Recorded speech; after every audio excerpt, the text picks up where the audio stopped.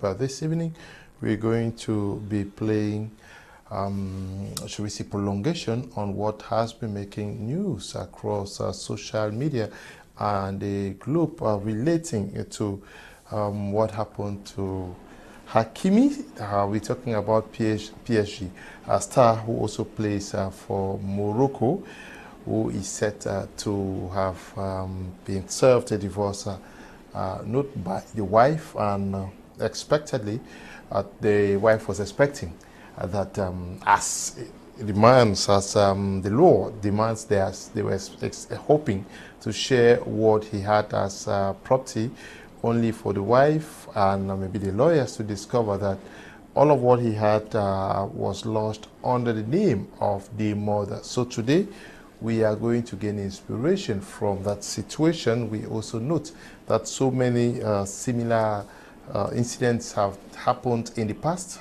with Jibril Cissé and a host of others, and we also know that there are many celebrities who have gone bankrupt because of situations like that. But today we're going to be using that to ask ourselves, you and I watching this edition of the program, whether married men or women should hide their wealth from with their parents from their partners in case of unforeseen circumstances. Should you hide maybe your bank account, maybe your property from your wife? Maybe should the wife also hide the property she acquires, or maybe salary and a host of others from the husband? And how do we strike a balance in situations where there are differences in maybe religion, maybe age, maybe profession, and a host of others? We are discussing this with panelists who are in the house already. Apostle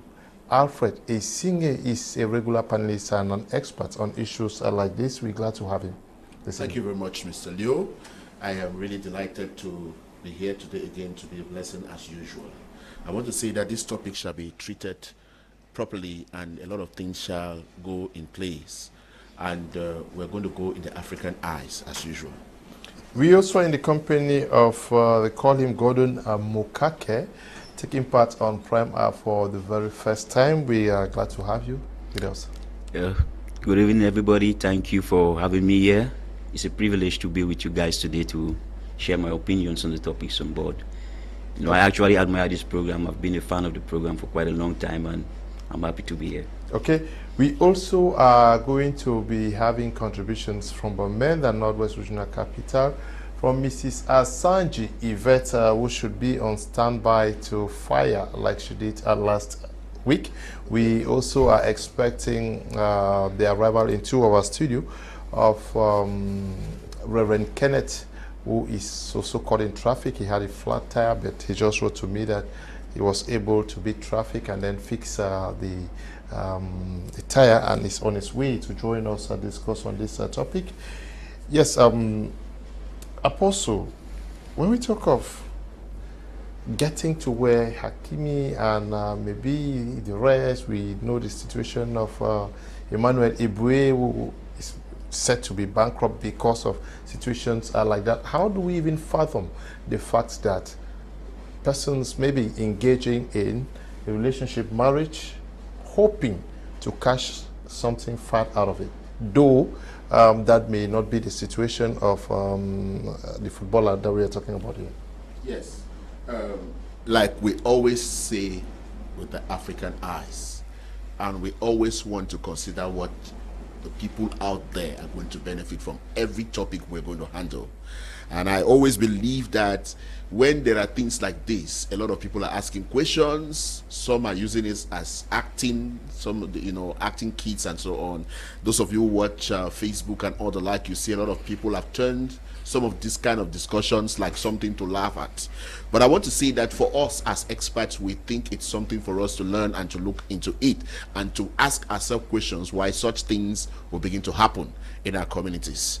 Now, our society is controlled by the law, and it's also controlled by customs and traditions. We should be able to take note about that. Society is controlled by the law, with the law, and customs and traditions. So every decision that human beings are making around where they live, they are doing it based on what the law says in that environment and what the traditions say in that environment. I wonder, when people go to court to get married, what they used to say and what they used to sign, because it is those things they said and the things they sign that can govern them or that can back them up in crisis moments and times of challenges, just like what we are experiencing all over the Facebook and the internet today. We should also look into it and ask ourselves the question, what does the African man think about marriage, and what does the African man think about customs and tradition, and how is the comportment of a spouse, especially when divorce is concerned. And in this particular situation, we're going to be critical with what the law of a country talks about marriage. Now, we also understand that as the bird has decided to fly without perching, the hunter man also have decided to do what? To shoot without missing. That is exactly what is happening in our society today, because, you know, people have taught others lesson, and because of that, others have decided to implement or to improvise some things in order to solve some problems, existing problems that have been.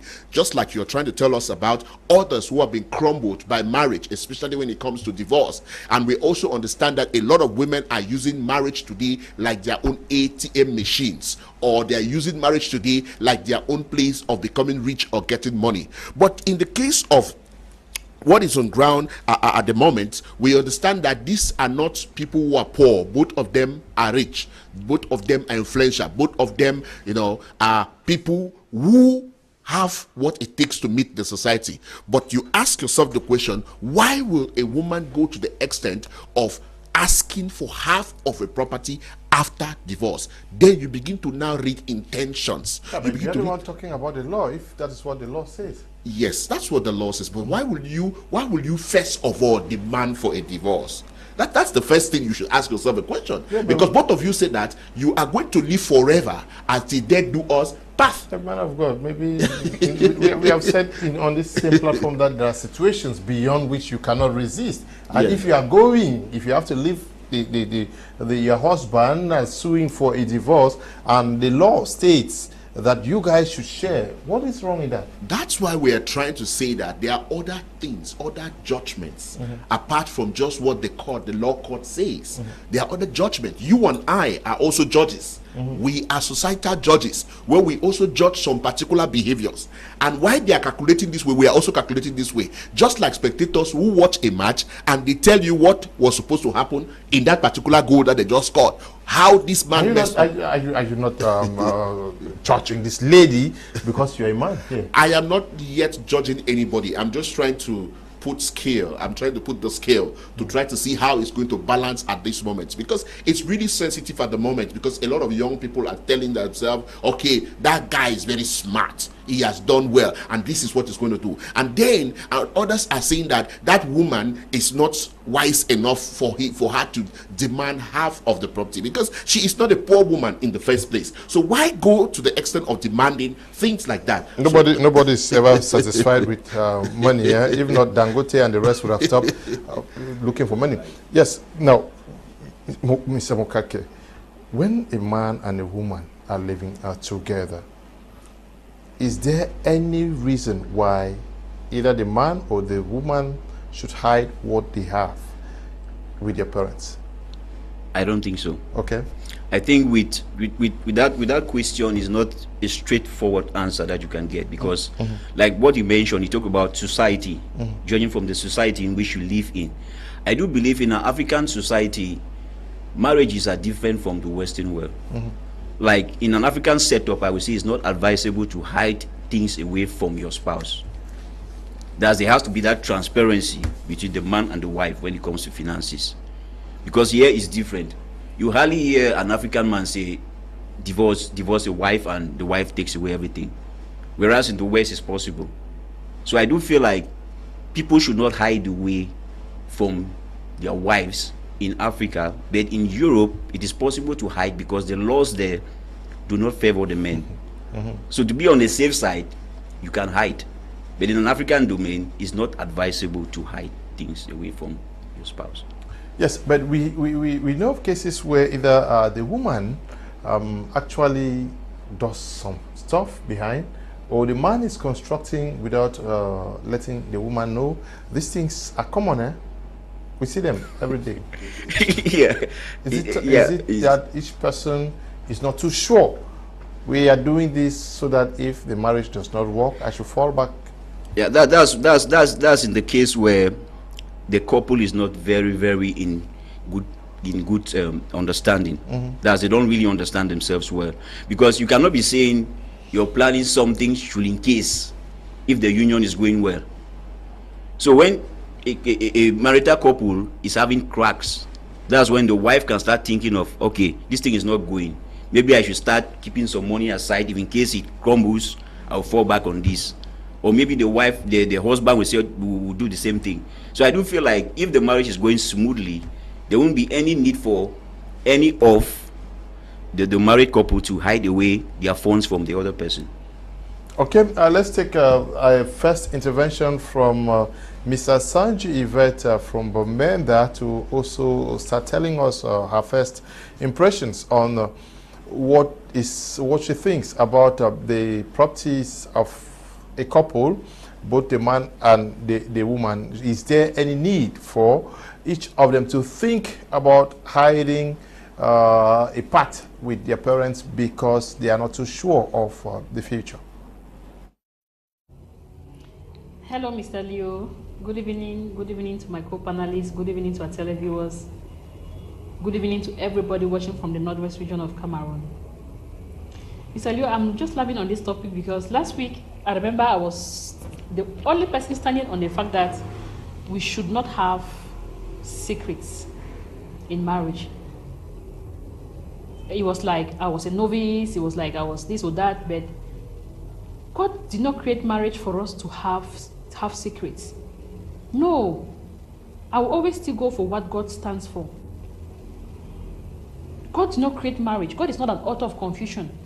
That he will create marriage and input transparency, then later on go and tell you to keep secrets from your spouse. Tell you to keep certain things private from your spouse. Am I saying that it's everything that you must tell your spouse? You should check where your spouse maturity level, and you know what to tell them at what level. There's some things that you might not tell your spouse today, but it does not mean that you will ever keep it all true. Now, talking about wealth, keeping wealth under parents. Maybe we should go back to what the Bible says about marriage. A man shall leave his father and his mother. God.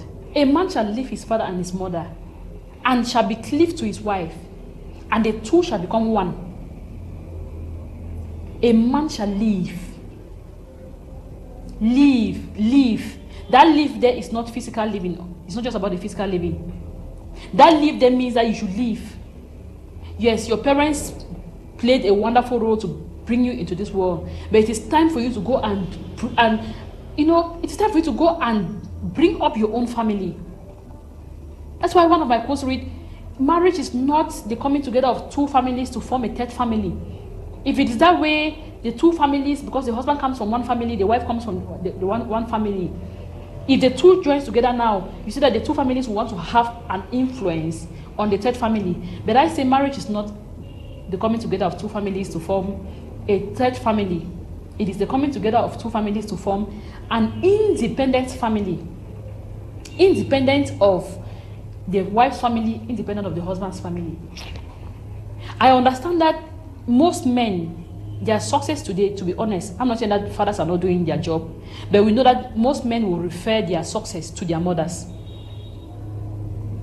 So a good mother is a mother that stands behind you and pushes you to the level where you are. Like this guy, Hakimi. Yes, the mother played a wonderful role, but she must know her limit. She must understand that I am your mother. I stood by you. Yes, you sacrificed maybe the school of your other siblings for you to go this far. But you have reached that stage. Give your mother everything you want to give her. Give your siblings whatever you want to give them. But it is time for you to build an independent family. That is why you see this case of Hakimi, some people are clapping for the man. They say, hey, he's the man of the year. Oh, that's how, you see that every man now wants to start acting the same. And before we copy wrong things on social media, please, we should know the repercussions. Some are clapping for the man. Some are clapping for the lady. To be honest with you, Mr. Leo, I am not in support of any of them. No. Because the man, for him to act that way, it shows that he got married to a woman he does not even trust. In fact, there is a lot to this story. So you got married to a woman that you don't even trust. Then you decided to go hide, keep your wealth under your mother's name. Then the wife too now, on the other hand, was struggling to gain or to get more than, and it's not like she's poor, because she's equally rich. So why do we carry a lot of selfish reasons into marriage?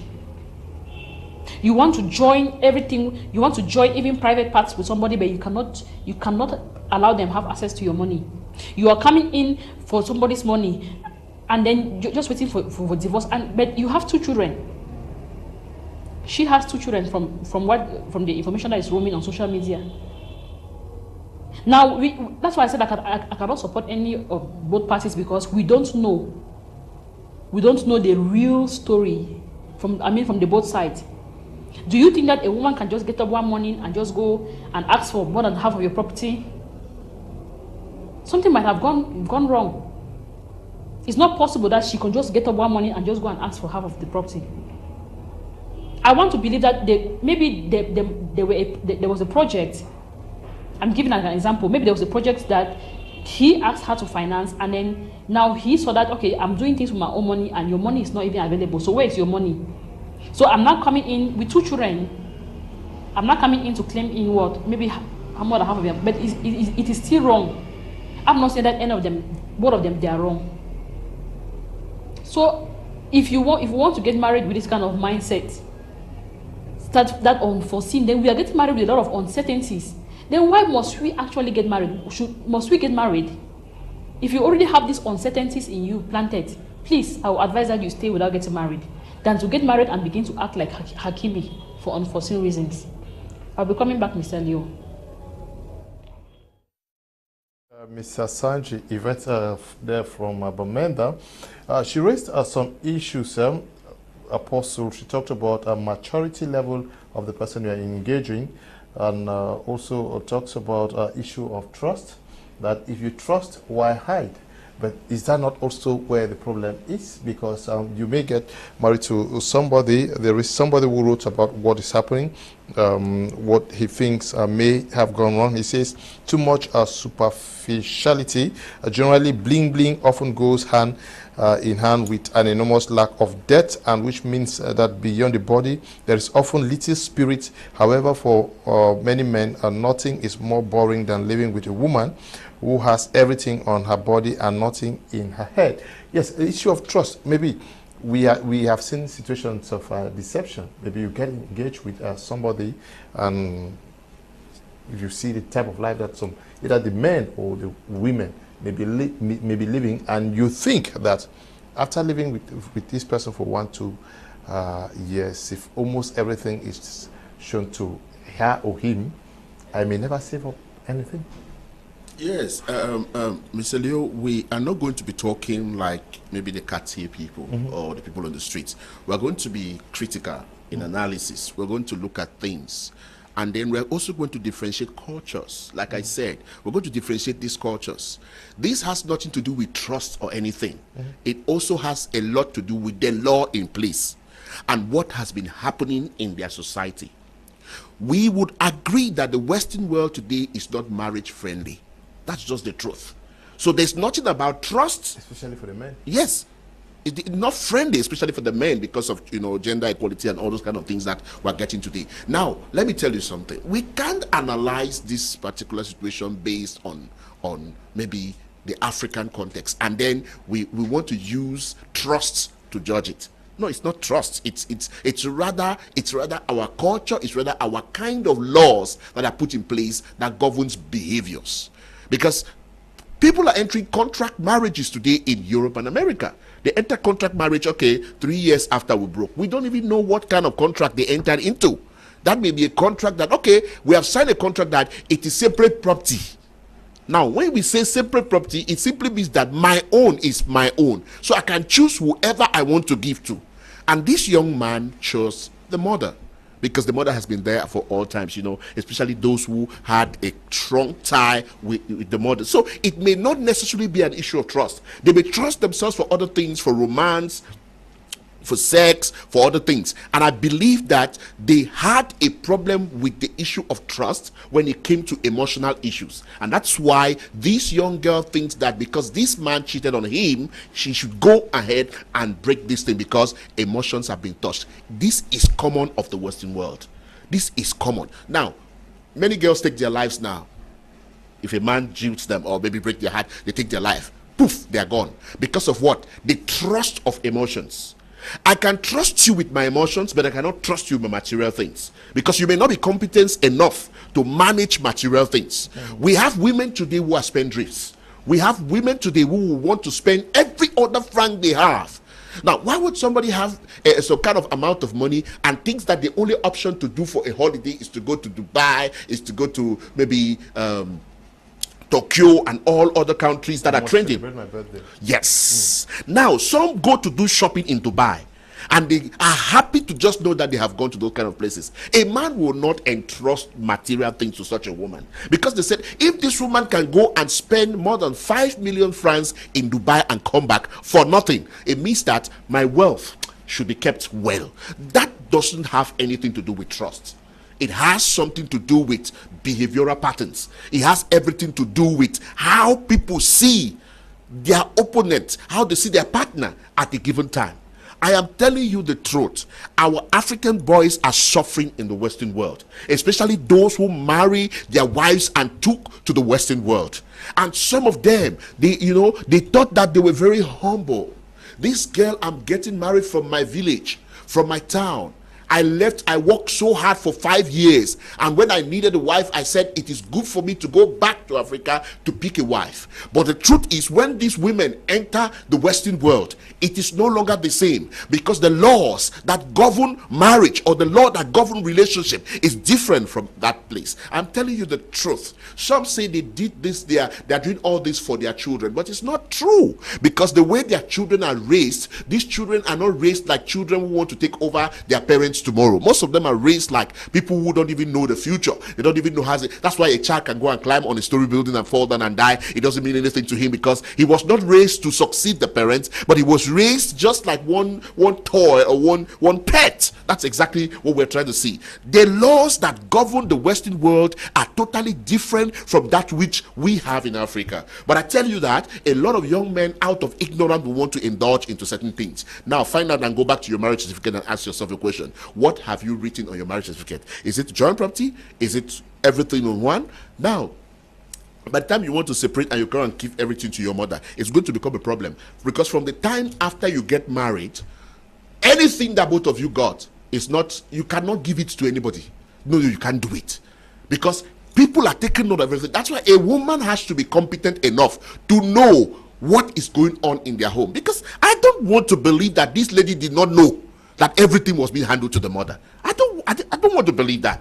Maybe she was just nonchalant. Maybe she was just thinking that the law is on her side. Maybe she was just thinking that the law will favor her, and at the end of the day, the law didn't favor her. She now discovers that that same law she was relying on, the law has a clause which is also very serious, that anything that both of you had that is not in your name, that's in your name. Ask yourself a question. How many of the things you people have at home that is in your name? It should be the name of both of you. Not because of trust issues, because human beings have hormones that changes. Biologically speaking, people change with time. You got the same way you got married to that man or that woman is not the same way they are today. And that's why as time is going, you're learning that I thought I would hand over everything to my wife. But no, it's better I hand it to my children. That's what is happening. Many husbands and wives don't have properties in their names. They have it in the name of their children. That's what is happening today. Okay. Some women have properties, but not in their own name, but in the name of their child. Okay. So that when the man wants to talk, they will say, and I will pick in. Yes. Under what circumstance should the man or the woman start considering leaving part of their wealth either with either friends or families because they judge that they are either the husband or the wife is not competent, not mature enough. Like I read earlier on, too great a tendency to spend.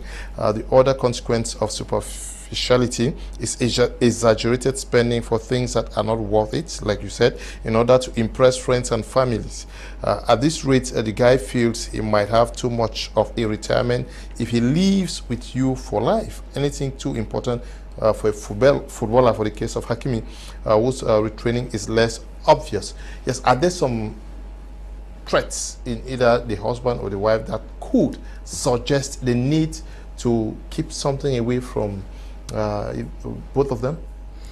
Well, I think with the case of Hakimi, the red flags were there right from the onset. Okay. Because if you want to imagine that, how can the wife be living in the house and she doesn't know that the husband was keeping the property with the mother? It means that both of them were living as strangers in the house. Because how do they run a house? At least your husband go to the bank, withdraw stuffs and all that. How can you run a house without knowing that everything is in the name of your husband's mother? So I think they were living like strangers. That marriage was not bound to make any sense. And within 3 years, the wife is already clamoring for divorce and want half of the property.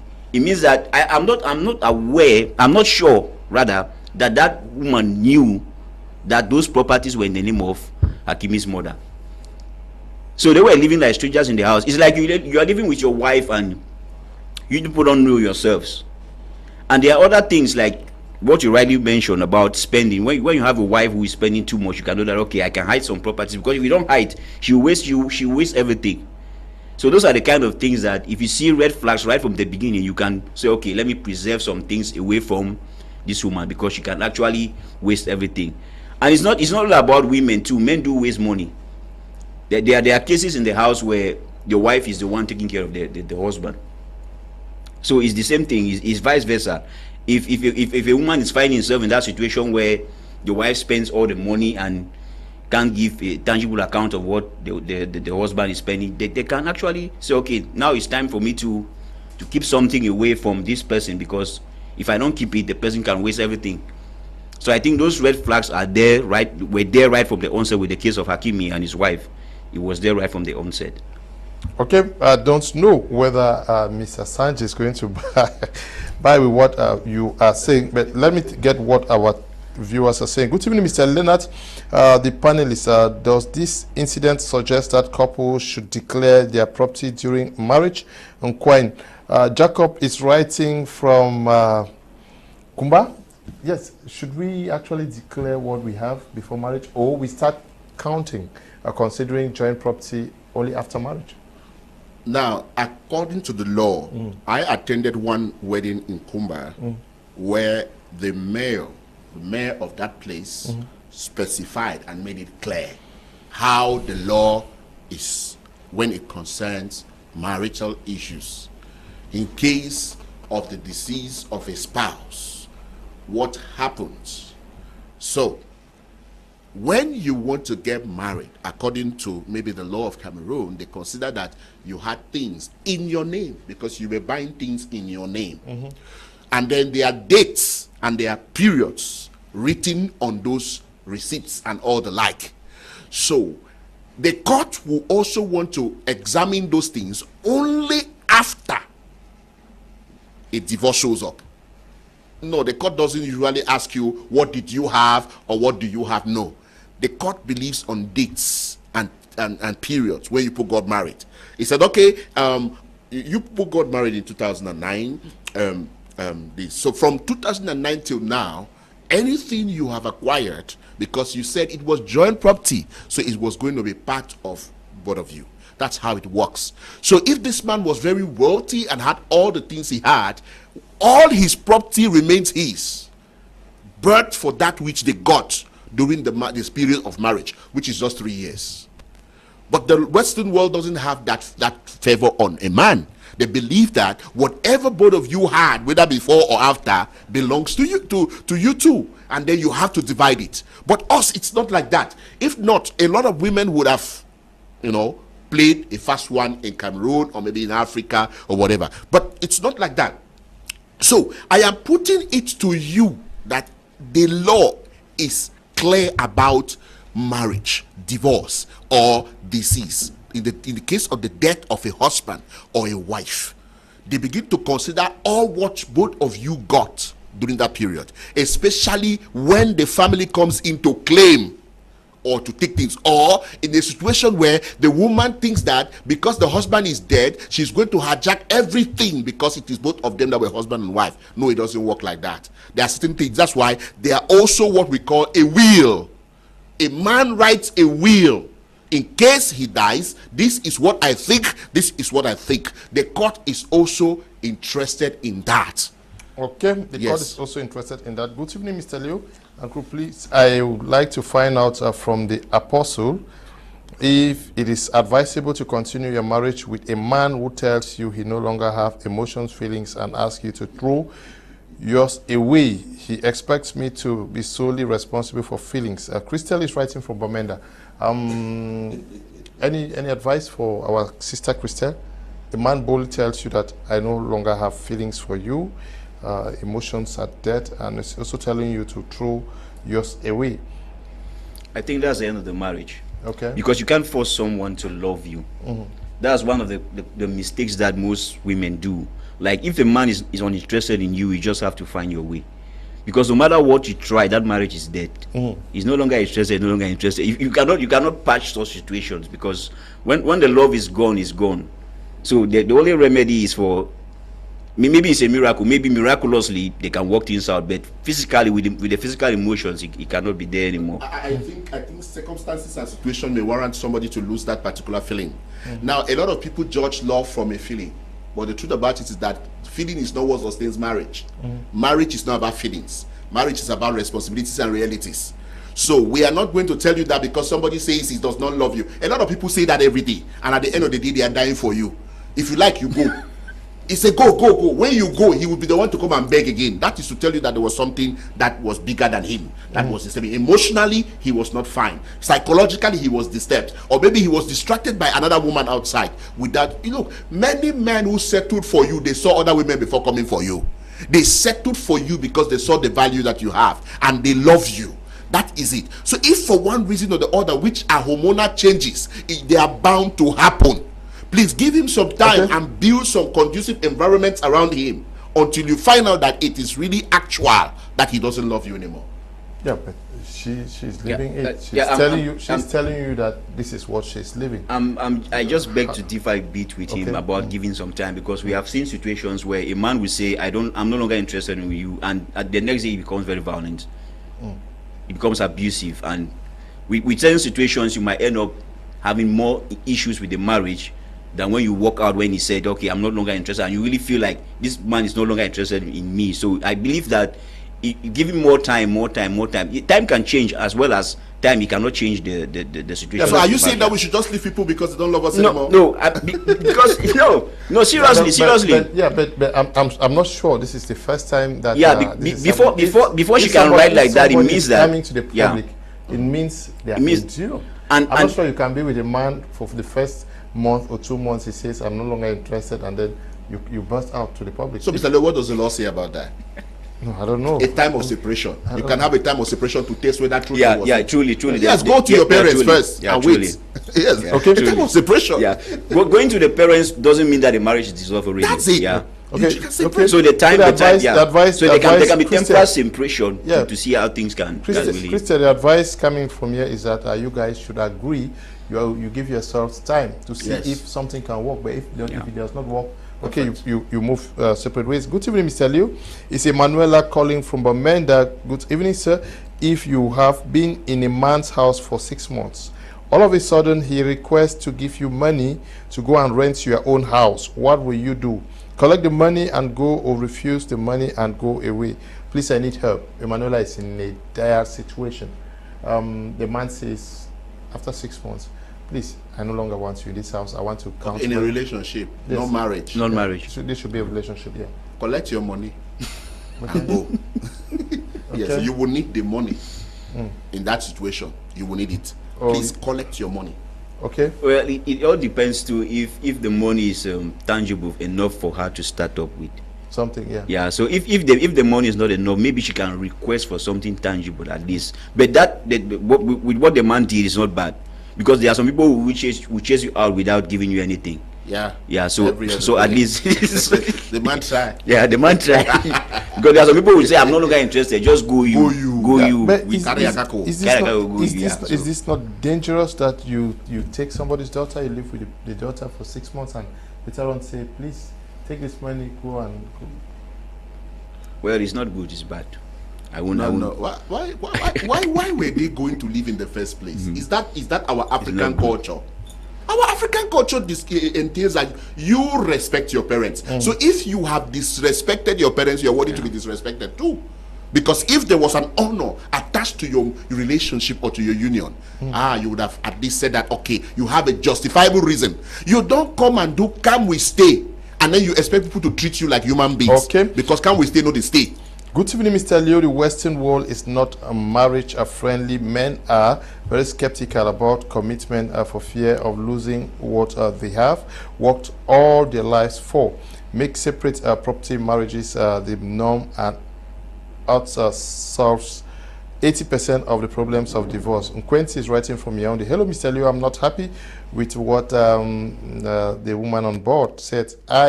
Hakim told his with wife she would have done something else. Why should I tell you something that may kill you? This shows that he did this before the marriage because he is a celebrity. Bless is writing from Limbe. Good evening, Mr. Leo. It's sad because divorce has become a source of self-enrichment by women abroad. The said woman, after the court ruling in an interview, was asked what next. Her answer was that she has another victim. So you see how women view marriage abroad. It's not a matter of trust, Mr. Leo. Women are dangerous when it comes to relationships nowadays. So sorry to say I've spoken with so many frustrated men abroad on this issue. Some men kill the woman and children because of this divorce thing. It's terrible. It's not about trust anymore. Good evening, Mr. Leo and the panelists. Does this incident suggest? Okay. Now, the situation is actually acute, especially for our brothers who are abroad. So many actually end up miserable because they get married to this wife, and then you may even have to engage in paying the wife's loan, and after some time the wife sue for a divorce, and then you're bankrupt, and you may also engage in another relationship for 5-10 years, and then you work all your life to take care of a woman, and you may even not have the opportunity of coming back to Cameroon because things are not good for you. Yes. But the case of celebrities, the amounts they have is so huge. They have to be very careful. Their case is very loud because they are celebrities. But there are people who do suffer more than what they are suffering. Like last year, early last year, there was a case of a Cameroonian who came here to Cameroon, took a girl to the US, they got married, they had kids and everything, and at the end of the day, the girl divorced the guy, got married to a new guy, and that guy who came here to get married to her was chased out of the house and became very frustrated in America. He had no option than to kill the girl and kill himself. So there are people who go through worse situations than what the celebrities are also going. So it just feels like the laws in the Western country is thoroughly against men. It favors the women. So at a certain point now, it has become a business. People go into marriages because they want to profit from that marriage. Like 2 years, 3 years, you quit your marriage and you take half of the properties and you become very rich. So that's how the society there is. And with the society here is different. So our marriages here are better off than marriages in the Western world. Okay, let's move back to Bumenda to get the second intervention of Mr. Asanji Yvette.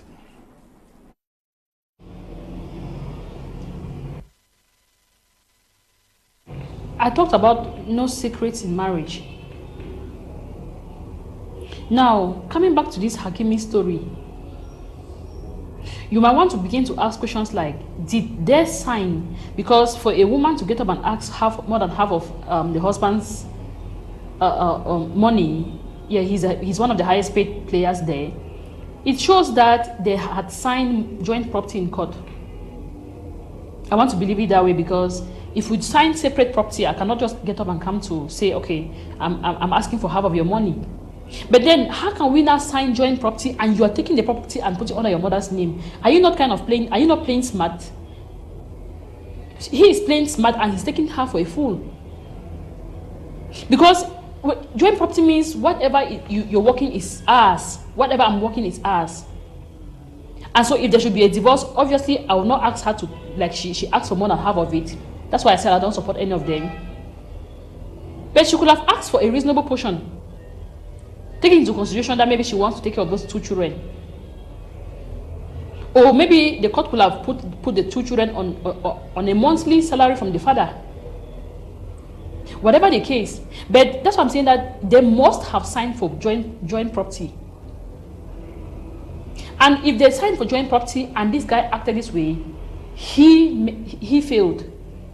I know that the Hakimi people, you might not like it. You might not like what I'm saying now, but I'm telling you, I'm saying it the way it's supposed to be. Because you're already playing smart. Yes, let's say that maybe he foresaw what was going to happen. But if you already signed joint property with somebody in court, going behind to keep part of it with your mom, in fact, if I am the judge, I'll say that you were acting smart, but you failed here. So before you want to act, you guys out there, before you want to go and act like Hakimi, please, don't go and sign joint property in court. If you want to make sure that your money belongs to you and it should not, in any way, nobody should have it, go in for separate property. So that at the end of the day, your wife has no access to your property, you have no access to your wife's property. Don't go and sign joint property, then come and then her own property, because at the end of the day, it's not like it's only his money that will be shared. Her own part of the money has to be shared too. So now let's say that the divorce has to take place. So now he is claiming that he has no money because nothing is under his name. Nothing, no bank accounts, nothing. So the wife now will be the one to bring hers for them to share. They had a dubious mindset.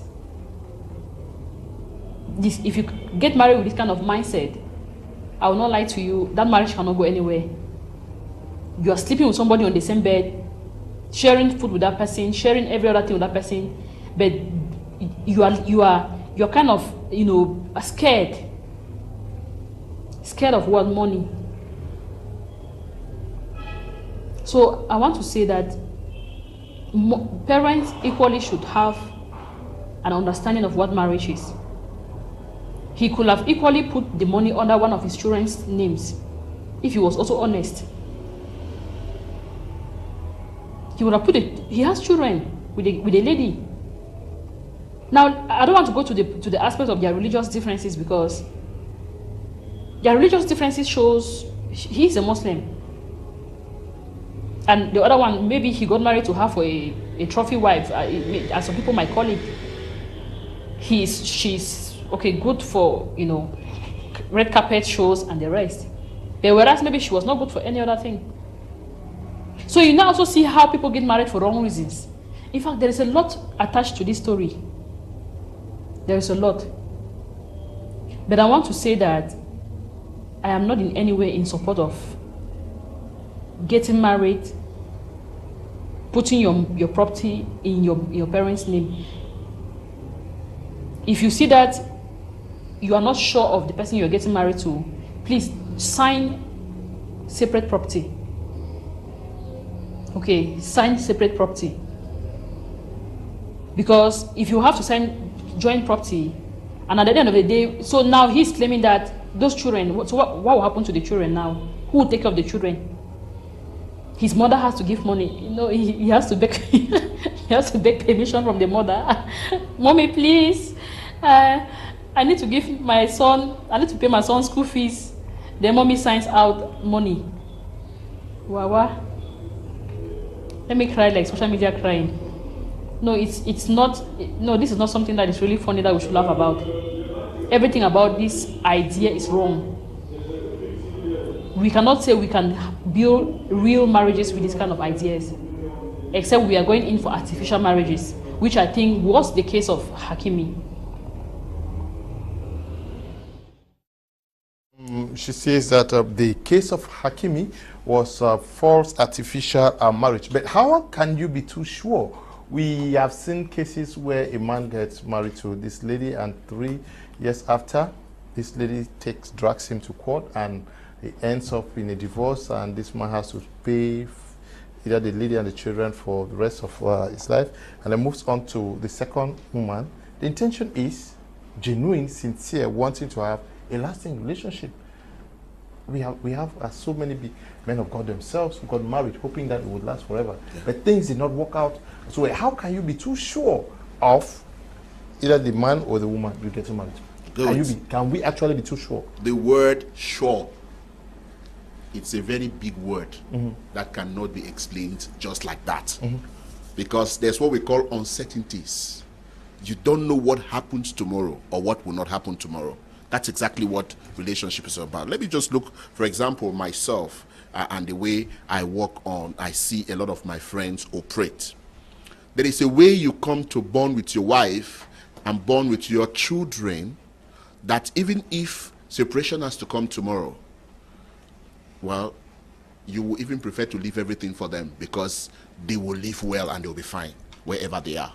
And then you now hustle to get your own life put in place. That's exactly how relationship is. There is a way you bond with your family, bond with your wife and whatever, that if you say that you want half, you say collect all. Just take it. You could just go and be better off and whatever. Those kind of people, the woman will turn tomorrow and come and tell you that now I understand you are a husband. That's how this thing works.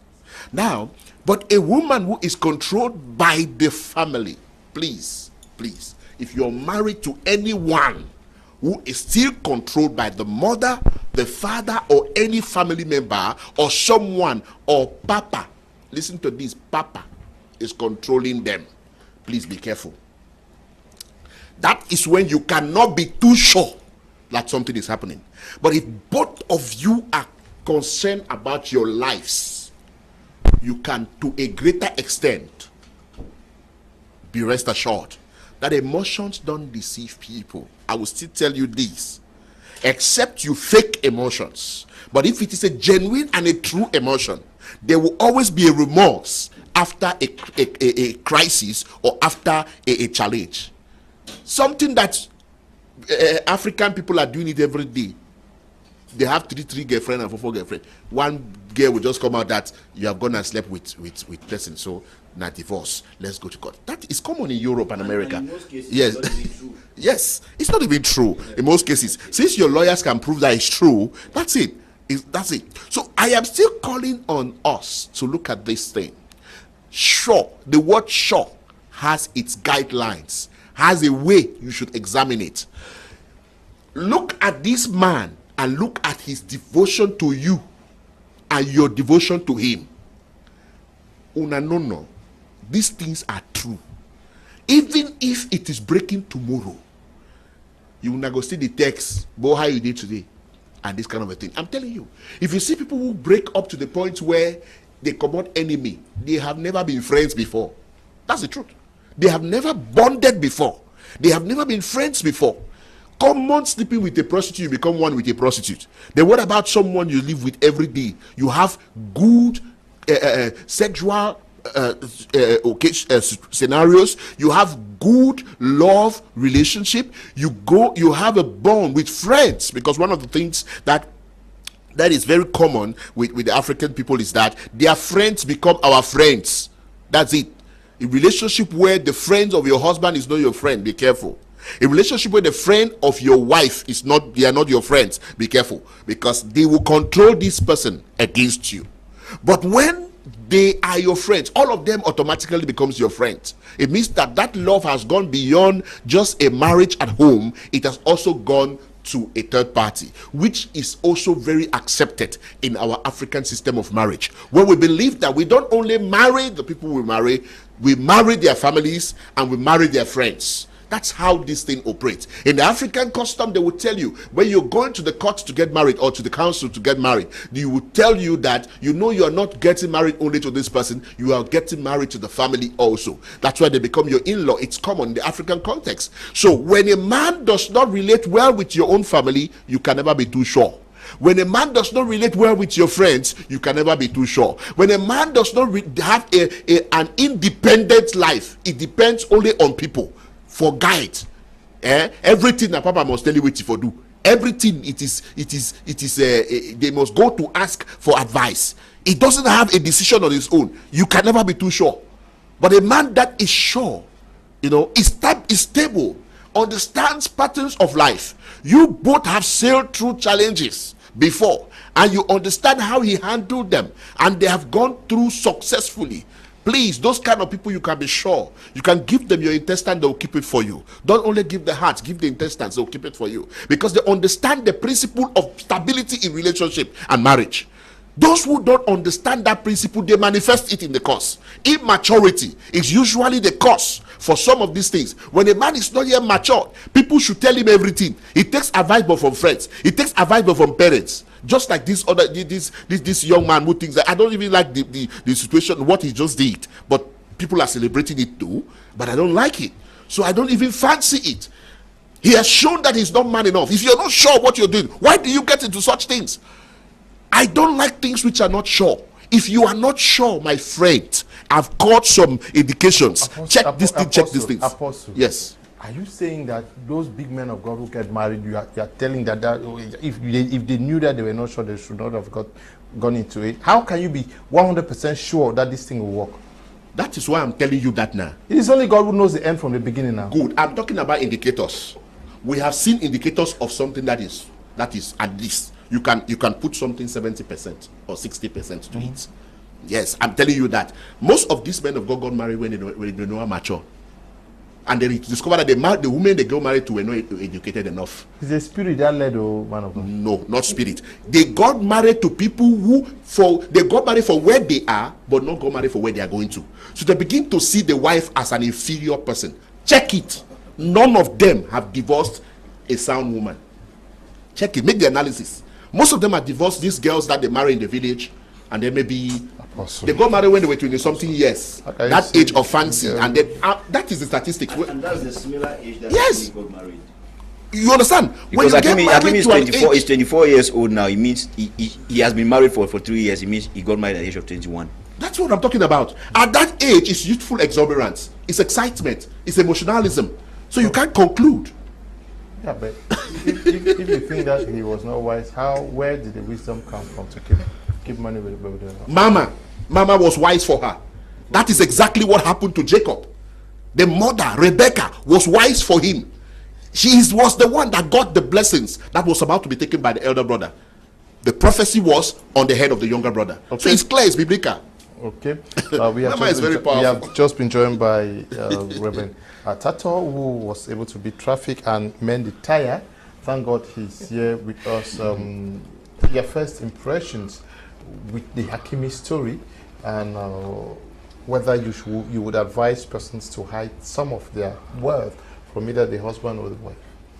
Thank you very much, Mr. Leo. Good evening to our co-panelists. Good evening to our viewers. I am one of those who are seriously against the decision that many people are celebrating, which this guy just embarked on, and it is really trending. I don't think somebody who is prepared to be a husband enough will take such a decision. You know, many people have been able to view the reactions of so many people. Some think that women are gold diggers. I don't want to think that greed should be tied to a gender. Greed is not gender sensitive. Exactly. Yes. A greedy person is a greedy person. A greedy person. We have greedy men, we have greedy women. We have men who have entered relationships just to suck from the woman. We have seen so many of those cases where at the end of the day a woman says, in fact, I have been very foolish, in fact, men are wicked, and all those kind of statements. It's because when greed has manifested to a certain dimension, they look at their situation and say maybe they were not sensitive, they didn't have the requisite emotional intelligence to be able to hurt themselves in the relationship. But I want to say that if greed is taken out of relationships, there is a way a man and a woman can be in a relationship and be transparent to one another as far as their stuff is concerned. If greed is taken away from relationships, somebody will not go and hide his stuff with the mother. Come on, for me it is not only childish, but it looks wicked too. Yeah, those people who are saying that he's a hero and all the like, well, to them their judgment. But to some of us who understand a little about how this institution created by God is supposed to function, we don't think a marriage is supposed to be run that way. The first thing I want to say about it is, one, how far is he too sure also about the mother? Except there is another legal instrument that is drawn between him and the mother to materialize this, because if the mother quenches today, his other siblings are entitled to it, except there is something, a legal instrument which gives an equitable title to all the things that he's giving to the mother. The human heart is wicked, be it your mother, your father, or whoever. If the person wants to turn around tomorrow, you will not believe it. You must say, which money are you talking about? You and I, which money transaction? Your mother will tell you so. We have seen such cases. So this issue is not something that has to, okay. And one of the things I also want to say is, now, even if the woman was to be entitled to 50% of his property, and so what? The mother of your two children, and so what? So for me, that kind of thing is not really, it doesn't make much sense. And so what? Yes, and so what? So what if he contracts another marriage and then 50% is requested again? Means nothing? That is, he contracts another marriage and 50% of his property. Yes, it's also requested by the next one. It's not 50% of his life. That is the greedy attitude we want people to edit out of marriage. People have to take it out of marriage. The intimacy you share with a woman goes over and beyond. If that woman wants to lynch you overnight, she can do. I always say that for me, this is the philosophy, and my wife and I, for the 15 years running, we've been in marriage. We have upheld a principle. We have upheld a principle that when you are already married to somebody, there is nothing like my this, my that. Reason being that if success was supposed to be something that you want to personalize, you don't know that this person, this person with whom you're living with, just by virtue of the bad spirit and an omen that he destroys in the house, you'll be unsuccessful. There's a way your wife can sabotage things for you that you go. In fact, everything you do, you go and hit the rock. There is a way it can happen. Secondly, there is a way you can claim to be very successful, and the day you benefit from Njangi, I arrange with guys. They will lay you and carry all the money. Where will this success be till to what level? So there's supposed to be a kind of corporate success when you get married. Okay. Even if you're constructing a house, the fact that your wife prepared food and went and gave you a shanty, it's a contribution. It's a contribution somehow. Yes. You don't get up and say, my house, my this, my land, my house, my house. All of those things for me, it is just because there is a greed. What am I saying? I'm not saying that there are not also people that when you get married to, they also demonstrate their own part of greed. I'm saying that if there was greed, if the greed was laid aside in both partners, you'll be able to bring everything you have as resources on the table. So you decide on it and you move ahead. As far as I'm concerned, and what we counsel couples most often over is that when you get married or you're about to get married, you must adopt one of the financial and material management templates that exist. For example, if you agree that you bring all your resources to the table and decide on how to manage, it should be an agreement and everybody respects it to the latter. There will be no hard feelings anywhere. But if it is that both of us at the end of the month, for example, we put 50% of our resources in a joint account and then we manage the rest, let it be so, and let there be agreement on what we had agreed on from the onset. It begins to be a hard feeling when we have agreed on something and then somebody begins to now do it and do it otherwise. You get married to somebody and you are building a personal empire behind me. I cannot live that kind of marriage, honestly speaking. I cannot live that kind of marriage. No, I cannot. Okay. Yes, there is greed. If greed is extracted from marriage, it is easy. How do you handle situations where so many men get themselves trapped because this lady, especially in the United States, Canada, and this lady comes in and then says he loves you, judging that after 3 years they're stepping out, and once they're stepping out, you need to settle them with part of your wealth, and then another one comes in, settle them with part of your wealth. We have the case of Emmanuel Ibue, the Ivorian, who today is living not too good because of something like this? Was there not also greed on the part of the woman? Because that's what I'm saying. If you think that you no longer love the guy, and you think that demanding for this amount may run this guy dry, but you insist on it, is there not greed on your part also?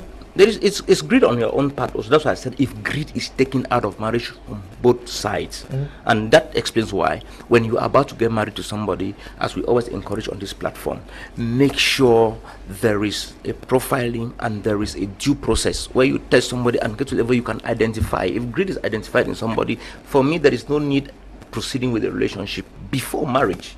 Yes, premarital issues are always, an indicator somehow. One of the red flags you identify before marriage is greed. That when you people had an issue, or there is a resource to be decided over, the person wants the elephant share. That's already an indicator that this person tomorrow will be, as they say, gold digger, which is not, as I've said, is not based on gender. So this issue, for me, I believe in the law of international laws, karma. For example, I want to say this, and maybe many people are watching us. If I were to have an issue with my wife today, God forbid, when I want to have any issue with her, I wouldn't look at any property we've had together. Yes. You just give it. I will walk my way. That's my concept. I walk my way, Nsah. I'm telling you, I will walk my way. I will go. Good people you give them. Yes. That's simple. And I start my life all over. Yeah. He's talking based on the fact that he has been with his wife for 15 years, like he rightly stated. Maybe they walked through all the 15 years they have been working together as a unit and as a family. But with the case of Hakimi, you can hardly trace that elements of family within the concept of their marriage, because it's just a 3-year marriage, and they have a kid. And this wife, two kids. They are celebrating two kids. Yeah, they have 2 kids. Within 3 years, what contributions can she give that she will be demanding more than half of the man's wealth? Exactly. No, it's not exactly. So that's where I'm coming from. If you trace the lady's net worth, also she is not a quarter girl. She's a celebrity. She has her own stuff. If you have money, why not just what do you want the money for? Okay, let's say child support. She wants child support, but child support for 3 years that you've stayed with the man. I mean, what financial contributions? Because to the best of my knowledge, the contributions that she has given to Hakimi is mainly emotional and psychological. It doesn't have to do with finances, because football is something that is talent driven. Hakimi goes on the pitch and he plays his football and he earns his money. So I do feel like with that case, the wife was excessively too much. Yeah, but can we also say that so many men in the West are trapped by the laws of the land? Because normally we cannot be 100% sure of the persons we are engaging or we are contracting in marriage, right? Because that's where and then for the case of celebrities themselves, you hardly find time to profile them, because they are either training or they are on plane going this way or this way. They hardly have time. So where do you find time to study them, master them, and to be sure that, okay, I am 100% certain of how this guy reacts? This other lady also, she's a celebrity, and you know how celebrities live. So how can you say 100% this marriage is guaranteed? We are going to live like you and I here. Difficult. Yeah, it's very, very difficult, and especially if you're living in the West. Like, I'm not in support of what Hakimi did, because naturally the properties are not very safe, even with his mother. Yeah, we've seen the case of Emmanuel Adebayo, who is also a star footballer. He was he was actually giving things to his mother, his brothers, and everything backfired, and he lost a lot of money. So it's not a 100% guarantee that if you give it to your mother, everything will be safe. Yeah, so I do feel like maybe they should adjust the laws of their society. Yeah, they should adjust the laws so that everybody will, okay, I'm not losing anything here. When it goes sideways, this is what I will get, this is what I will get. It shouldn't favor one party that much. So that's why I'm saying that the laws are not very, very good over there. I don't really know. For me, the law is less consequential in this matter than the human conscience over such things. What am I talking about? I don't think it is the law which gave the guy the leeway to put stuff in the No, I'm in saying that mother's the name. law give the woman No, maybe the it's because of the advantage over law. the man. He's struggling. He's Yeah. struggling The to be- advantage to be able to ask for 50%. for 50%. Maybe, to ask for 50. No, maybe I it's think because of the law that he's struggling to beat the law Yeah. by Yeah. keeping this thing away, because he knows that if it is here, The Yeah. law, The law would actually I give you. also want to balance this thing. That- It should not fall on one side. I have to balance it because I think that they both understood the law. They understood the context of the law, but she was not. and each person Yes. struggled to beat the other. Yes, but their busy schedule never gave them time to understand what was happening. And I believe that woman did not know. If she knew it, she wouldn't go for that. She would rather take her side and whatever. And besides, when we talk about childcare or that childcare and everything, it's periodical. It's not an instant thing. You give everything to the child. You know, the court will agree. Okay, because of the sake of the well-being of the child, you will be given this amount every month or per annum. You'll be doing that. That's exactly what I But I think. think there's a huge settlement that has been given before the child support comes in. Like I've seen a case where a man is even being chased out of the house he's bought, and his wife stays there, and they still give child support. Yeah, I think that was the same thing that happened in Cincinnati between Chris Takam, the Cameroonian couple that that was the same thing that happened. The guy was chased out of the house and he continues to give child support. Yeah. So there's a huge settlement that comes into place before the child support comes later. But what I'm saying is this: if that their relationship was marriage indeed, even if if it was just for 1 year, how can you be living with somebody for 1 year and you don't know that all his stuff in the name of the mother? That's why the marriage was bound to fail, because So exactly, maybe they were living like strangers. They were living like strangers, or what foundation did they they were build only- the relationship on? So this issue of people only coming across to congratulate the guy and saying the lady is a gold digger, for me, it is something that we must be able to push it But further. we saw a video where the guy and the mother were dancing in the court after the case. No, that's old video. No, That's those old videos video. were That had doctored. to do with Okay, their the performance Yeah, after those the videos were World Cup. doctored too, yeah. But- Naturally, the guy is honest very close with the mother, so those videos were doctored to like make it seem like it's after No, the no, case. it's not after the The court. honest truth is that most of these things also we have to trade with caution the way we embrace them, because social media and the other things come across, the information is really, I've seen another something like the lady has debunked the fact that it's not true. I saw a write-up, an article like that today, that the lady has debunked that what social media is spreading is not true. But essentially, Yeah, but I think the story could be used to teach you and I. that is exactly what I wanted to say. I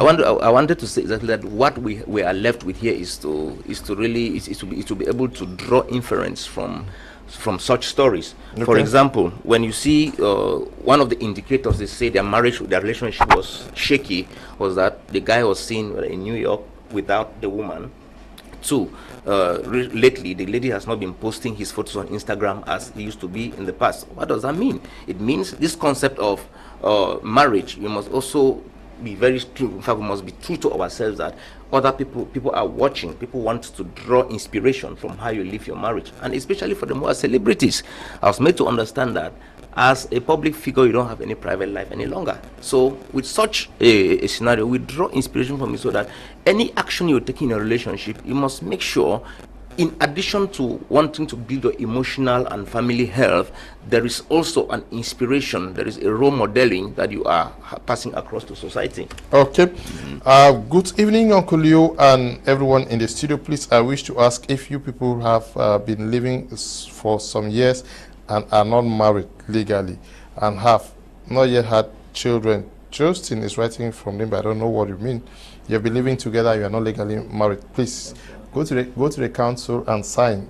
No, Mr. Leo, not automatically. If they see that they want to live as husband and wife, before they should proceed, they should push it further. They should meet family, finish with family, then go to the council. But if they think, because at times living together for a long time may be placing a kind of pressure on them that we've been living for long. What if I do this lady, or what if I do this man? If they think their relationship they should not end in marriage, they should part ways. Okay, good evening, Mr. Leo. For me, Hakim is a man because he was what happens. Okay, he saw what happened with Thierry Henry in France, Daniel is writing from Libreville. Good evening, sir. This is Noella from Douala. Thanks you so much for this program. I'm watching it live and learning a lot. Good evening, Mr. Leo. When analyzing the Hakim story, bear in mind that what happened to the Ivorian Emmanuel Eboué, who was being stripped of everything he earned as a professional footballer. He is now as poor as you can't imagine. That guy has been very wise. If not, the same thing could have happened to him. Xavier is writing from Douala. I see greed in the wife because we don't know the cause of the divorce. Stop blaming Hakimi, okay? Good evening, Mr. Leo. In every marriage between two individuals, there are two objectives, each for them. That is personal objectives as well as general objectives. The general objectives is what they share together, while the personal objective, which is the most important, is that which is never shared. For marriage to work well, both parties must share the same personal as well as general objectives. The idea of hiding wealth from a partner has an origin. This origin is no other thing than lack of trust. Every successful marriage is based on trust. A union with no trust is a failed union. Wealth is not a determinant factor in marriage, but just a motivation. Part of one's wealth can be placed in the name of the mother, but what makes it questionable is the motive. Last Silvanus Pekeke is writing from Yaoundé. Mr. Leo and crew, good evening. Please, in this matter, I think that the real issue isn't the money, but to me, the wife had a selfish motive in this marriage. Hakimi only acted smart. Mr. Leo, I'm reacting like this because of the pain men are facing out there.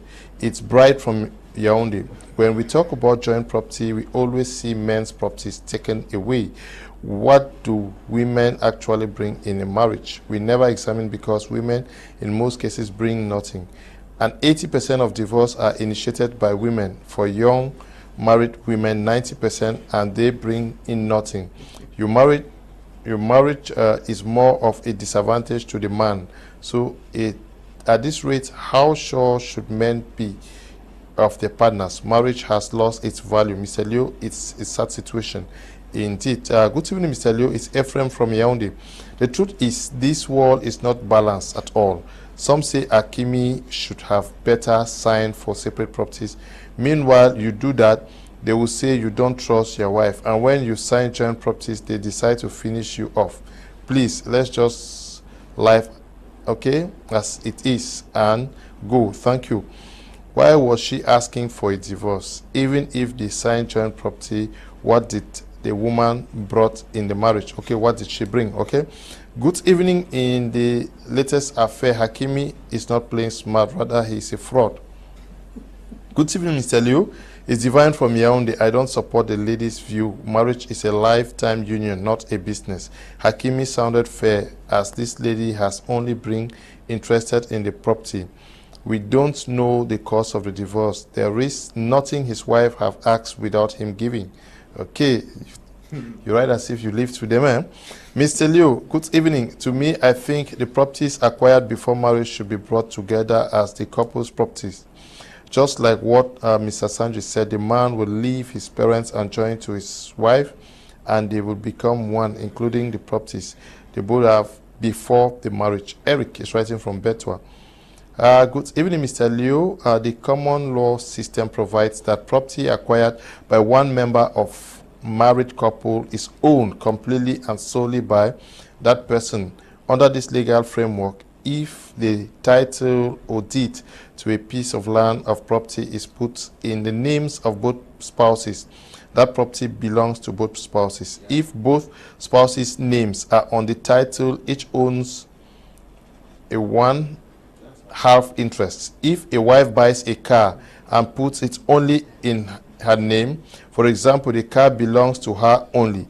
If she buys the car and puts it in both her and her husband's name, however, the car belongs to both of them. Under common law, when one spouse passes away, their separate properties are distributed according to the will. Titus is writing from the United Arab Emirates. Daisy from Kumba says, good evening, Mr. Leo, and to all the panelists. I'm enjoying the program as usual. Now, difficult equation for men and women living together. But let's come back to the African context, away from what is happening in Europe. The man is not really too rich because we are all farmers now. In our African context, majority are farmers, and this. How should we share our properties? That is, the man is struggling, he brings in this, the woman is struggling, and then it brings in this. The loan property they have is maybe constructing a house, right? Yes. It's usually like that. Yes, they have constructed the house. Yes. There is separation. How do we fix this? The house goes to... Well, in most cases, if there's a divorce when there's just only a house, I think the man will have the advantage over the woman. Because in most cases here, the wife goes out and leaves the man. The wife goes to the family. Yeah, the wife goes back to the family. Mostly in Africa. Yeah, mostly in Africa. But whereas in the Western context, it's not like that. The man will leave. The man will leave. Because most times they do grant custodies for the children to the mother's side. So, but here is different. The wife will leave and the man will stay. Yeah, but our laws also are not too women friendly in this case. Yeah, they are not women friendly, but there are some cases where they do like, okay, you settle this woman with this amount of money to start up her lives. So I do feel like it's better off than what we have in Western countries, because here the man is mostly the breadwinner. If you have to look in most families, the man is the one who is hustling too much to make sure. But in the villages, the women are doing more. Eh? We may not see how much women are bringing in. The trend is changing. Yeah, but with the modern aspects. In the past, I don't know. Have you lived in the village before? No, I haven't. So if you go to the villages, it is our mothers who do everything. Eh? They go to the farm, they work the corner, they sell. So how they can send you us to school. quantify that? They say, that is what I'm saying. That they're the ones who work more than the husbands. What the husbands will do in the village, they contribute more financially, yes. And then they feed the family. Yeah. And then when there is a problem, they're asked to leave. That's a constant thing. You know, customarily, I've always told you from the time we started this particular discussion, I said that the society is governed by cultures and tradition and the laws of the land. And any behavioral pattern that comes up, it comes based on how the culture accepts such things. But this is not true with other African countries that believe more in the women. I think a country like Ghana is for the women. Which country like that is for the women? They believe more in the power of the women. And they know that the woman has advantage over the man in certain things. In certain African countries, that's the truth. But in Cameroon, we believe that is the father's land. It's not the mother's land, it's the father's land. So the law favors the men in Cameroon. But for the fact that the Western civilization is taking an upper hand in Cameroon, where some laws have been adjusted to favor the women still stay at a disadvantage when it comes to the African culture. And we are also going to look at it even at the level of the church. The church too is trying to see how to help balance such things and keep people at home so that nobody thinks about divorce, because they say God hates divorce. That's what they'll tell you. So that kind of a thing. So I try as much as possible not to be very emotional when I'm trying to make analysis about the society. And I also do my best not to be religious, because a lot of religious things have influenced people either wrongly or rightly. Because the man is the head. That's what they told people in the church.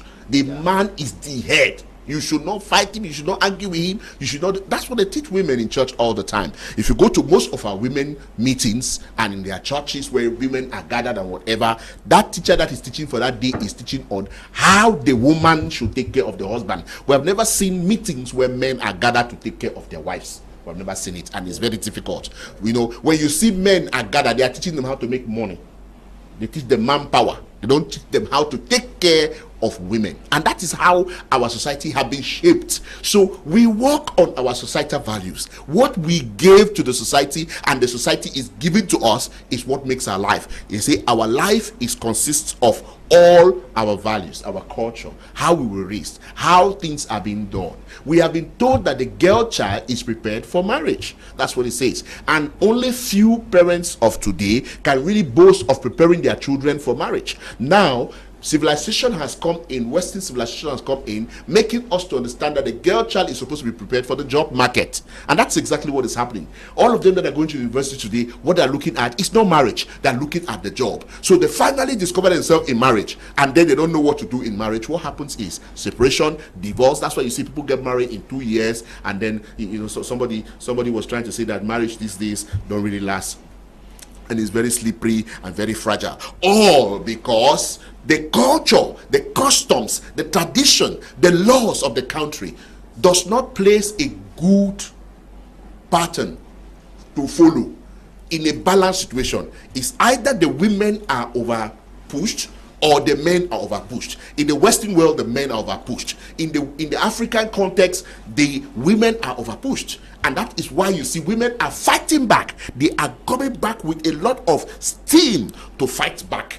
And now I want to ask, who are they fighting with? Are they fighting with the men, or they're fighting with the laws that governs a particular country, or they're fighting with the culture that governs a particular country? Before you want to change something, go and change the laws. Go and change the customs.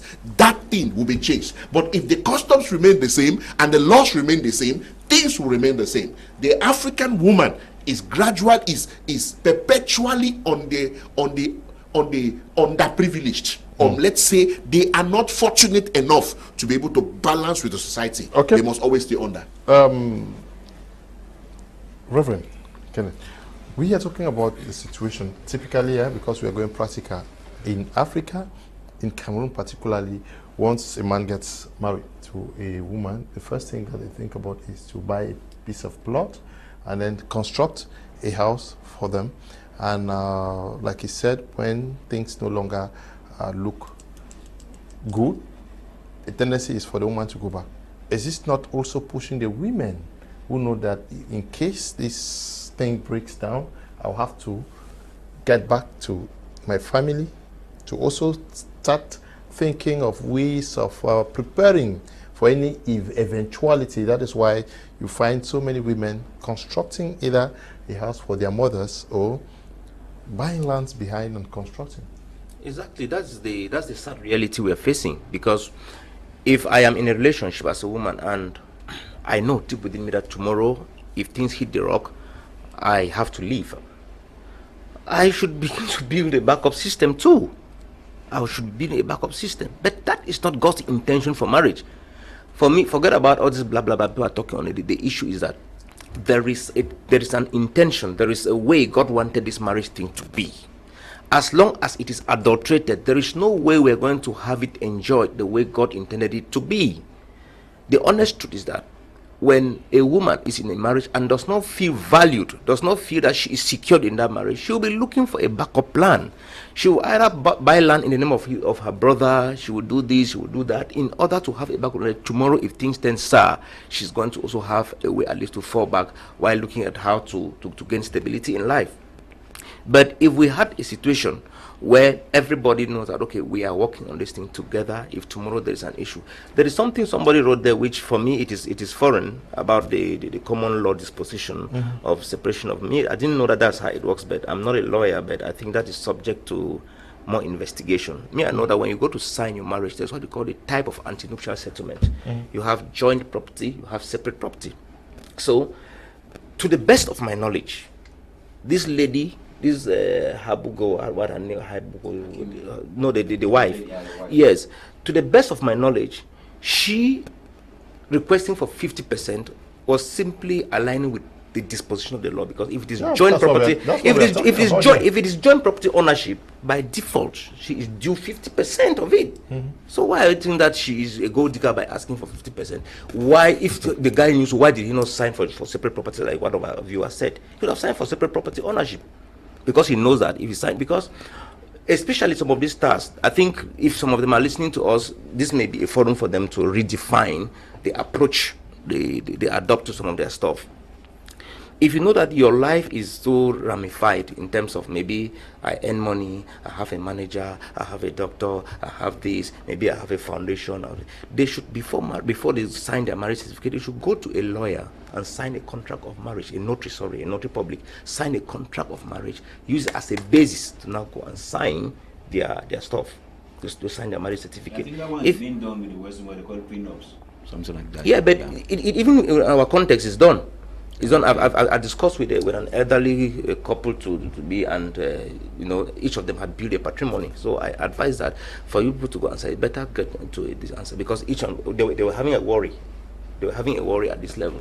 One was like, I have already I have this put in place, I have this, and my kids are implicated in one way or the other. How are we going to do this? So that's my advice to them, which was going to be the best thing. They meet a lawyer, sign a contract of marriage, indicating that this is how things are going to be handled between the two of them. So me, I don't really, for now, except there will be other factors, I don't look at the lady as a gold digger like some people are trying to pass across. Why? One, she has her own property and her own sources of income. Two, the guy signing for joint property ownership knew that was the natural outcome. So if it's that in the course of divorce, I'm supposed to be due 50%, and then I put it on the table in the course of a divorce, why am I tapped a gold digger? So within our own African context and within our own, people should remove, I want to repeat, take out greed from marriage and be able to enjoy. A woman who is in a relationship and does not see her interest, it is that everything maybe their investment decisions, the man has more understanding with the mother, with the brothers, with the sisters. She also has to look for a way. I jokingly put a post on my Facebook page that you know, that was some kind of comedy, though, that cross-pollination is a scenario where men invest in the name of their mother while the ladies invest in the name of their father. So if that be the case, I also begin to do my stuff in the name of my father too. That tomorrow there's an issue, I will also have a backup, which is not a good approach for people to adopt in marriage. When you get married, be transparent to one another. Take the risk to, you know, to trust one another. Okay. Trust is something that can push somebody to become a better version of himself. Yeah. If I feel that I'm trusted, I can go beyond a certain limit to behave better. But now let's look at the trend. If you look at the divorce rates to this, it's actually very, very high, both in the US, in Europe, and in Africa, compared with what obtained 30 years ago. Now, is this not also scary to so many persons to say, I'm engaging 100%, because the trend is, and then almost every day you hear that these persons were married for 2-3 years, they are divorced, 2-3 years, they are divorced. Marriage is losing its real value compared with what our mothers and fathers lived. I think the times that we live in is a factor too, because now we are talking about the social media age where you have a lot of information that's flying out there. Back in the days, it was not like that. The social media pressure is getting too much, and it's affecting the union of marriage. The cases of most of these celebs in Nollywood here. Yeah, let me just say that Inedo is married today, she's no longer there. You hear that many of them. And when they break up like that, the kind of message you pass out can be detrimental to a naive girl who is just going into marriage. Like, for example, just about a couple of weeks ago, a Cameroonian actress, a very famous Cameroonian actress, I won't want to call her name here, she came out and she was describing the kind of guy that she wants to get married. And she was talking about the kind of financial power she needs from a man. Now, yeah, she was saying that, and you just imagine, I was just thinking, like, if a naive girl who is just about a year or two into marriage is listening to her at this moment, you will start thinking that I also need that kind of a man in my life. Someone with that kind of financial power that can do projects, carry out big projects for me. So that's why I'm saying that the dynamics now is changing. The social media world has brought a lot of pressure into the institution of marriage, because people see things from different angles now, and the kind of information that they have access to, you can't control everything. You can't control all those things. You can't control. Yeah. So actually, the marriage is suffering. The institution of marriage is suffering because of the information flow that is coming into it now.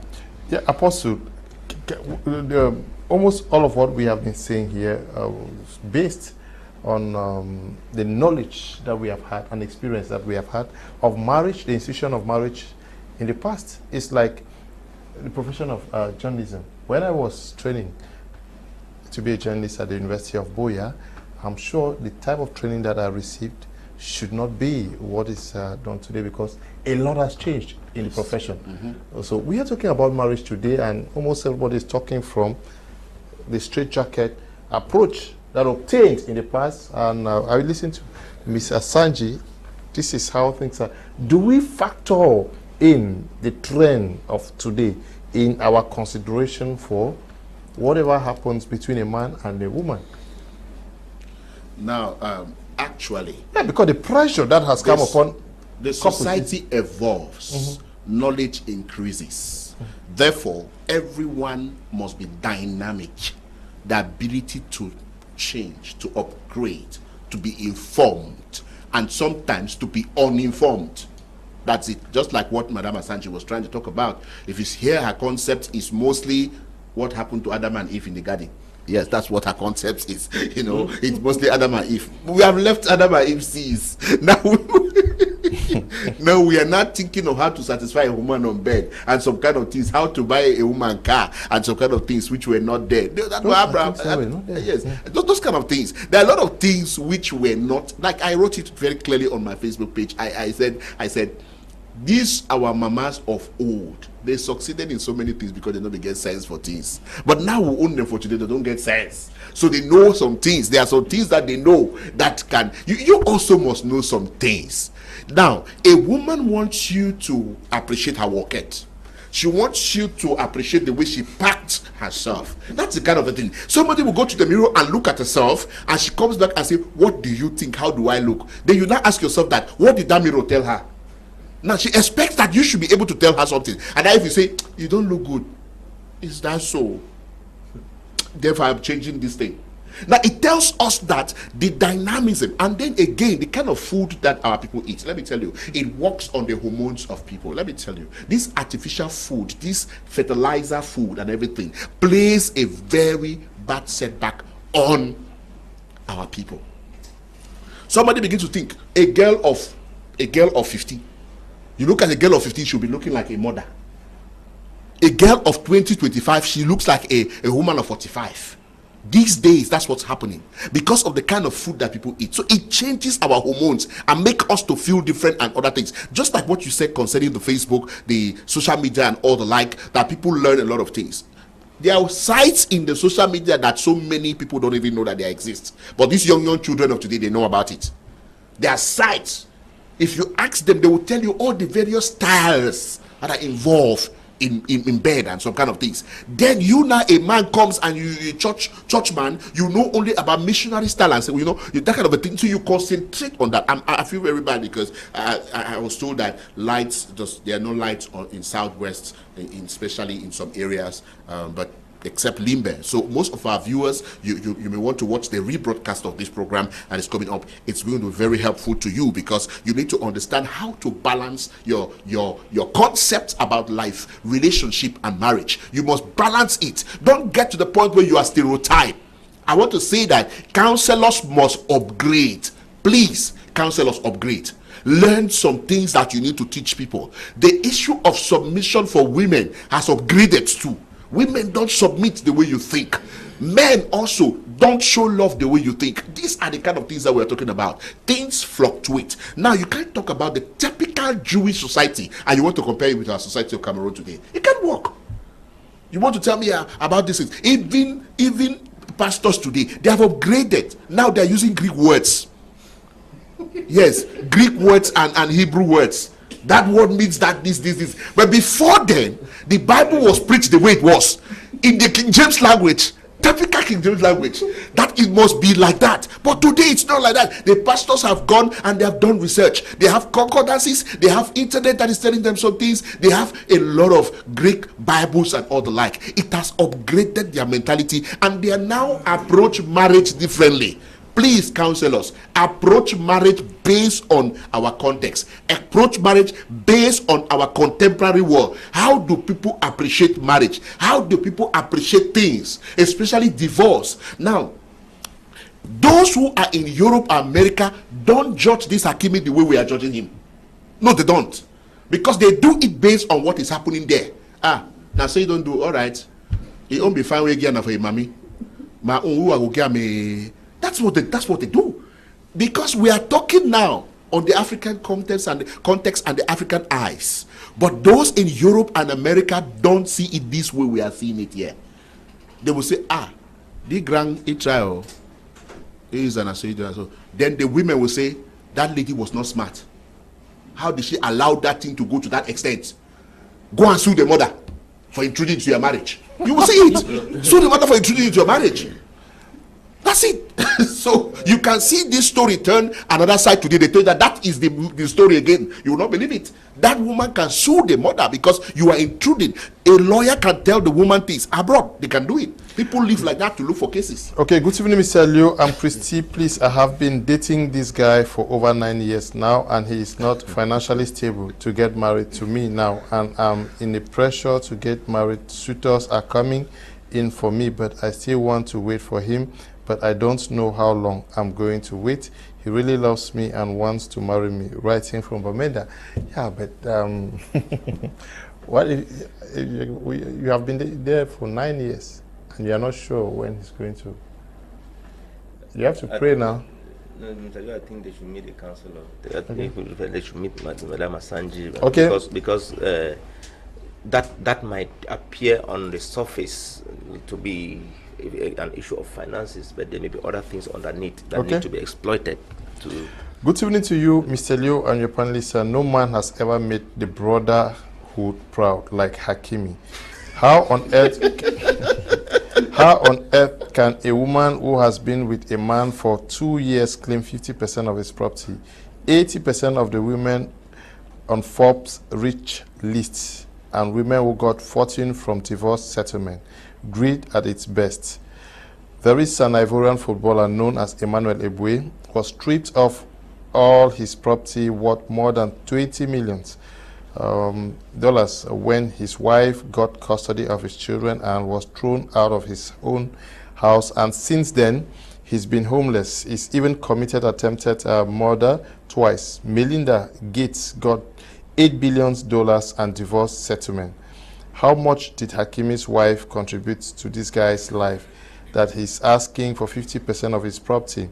That's greed to the highest order and must be condemned as such. The pastor saying that women should not be tied to greed. How many men can you quote asking for 50% of a woman's property? Prince Will Ambe is writing from Bamenda. Good evening, sir. My question to this Hakimi is if he still have plans to marry again. To who? After that show. Secondly, I feel like Hakimi's mom is an accomplice, which isn't good for a mom like her. Ta Bertrand is writing from Bamenda. Good evening, Mr. Kuman, all in the studio. Favor writing from Boya Town. If my mom let her eat all the money, it is her fruit of labor. Mr. Liu, that man supporting women, it shows that his wife must have played better roles to him. Oh, my sweet mother, my first wife, okay? Good evening. Good evening, Mr. Liu. I'm at Dabi Anita from Kumba. That man is heartless, man.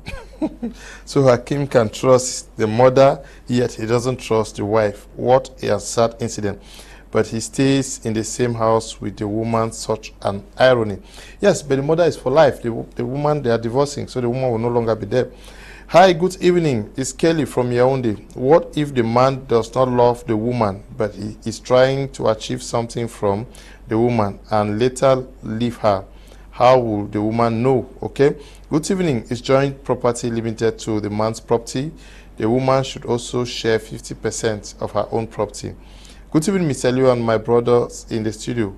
I'm Sakwe Edwin, writing from Bassa Village. All what is happening today is marriage is concerned is what is seen from the Western world. Africans have sold out their culture. My grandfather got married to his second wife, who was mere peasant farmer, and did her housewife duties well, but had no child with him. Before he could depart from this earth, he gave her a section of his cocoa farm. Nowadays, most of us don't know what marriage is. I'm Brolin Ede writing from Bamenda. I think the mother is just selfish because I don't think in her own marriage she will support the idea of her own husband. Yes, we are going to take the last intervention of Mr. Asanji Yvette from Bamenda. Mr. Leo, if you want to look keenly, you will see that the mother did not only take control of the money.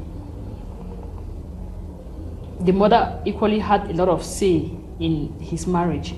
Who knows, maybe it is even the mother that gave him the idea that put this money under my name.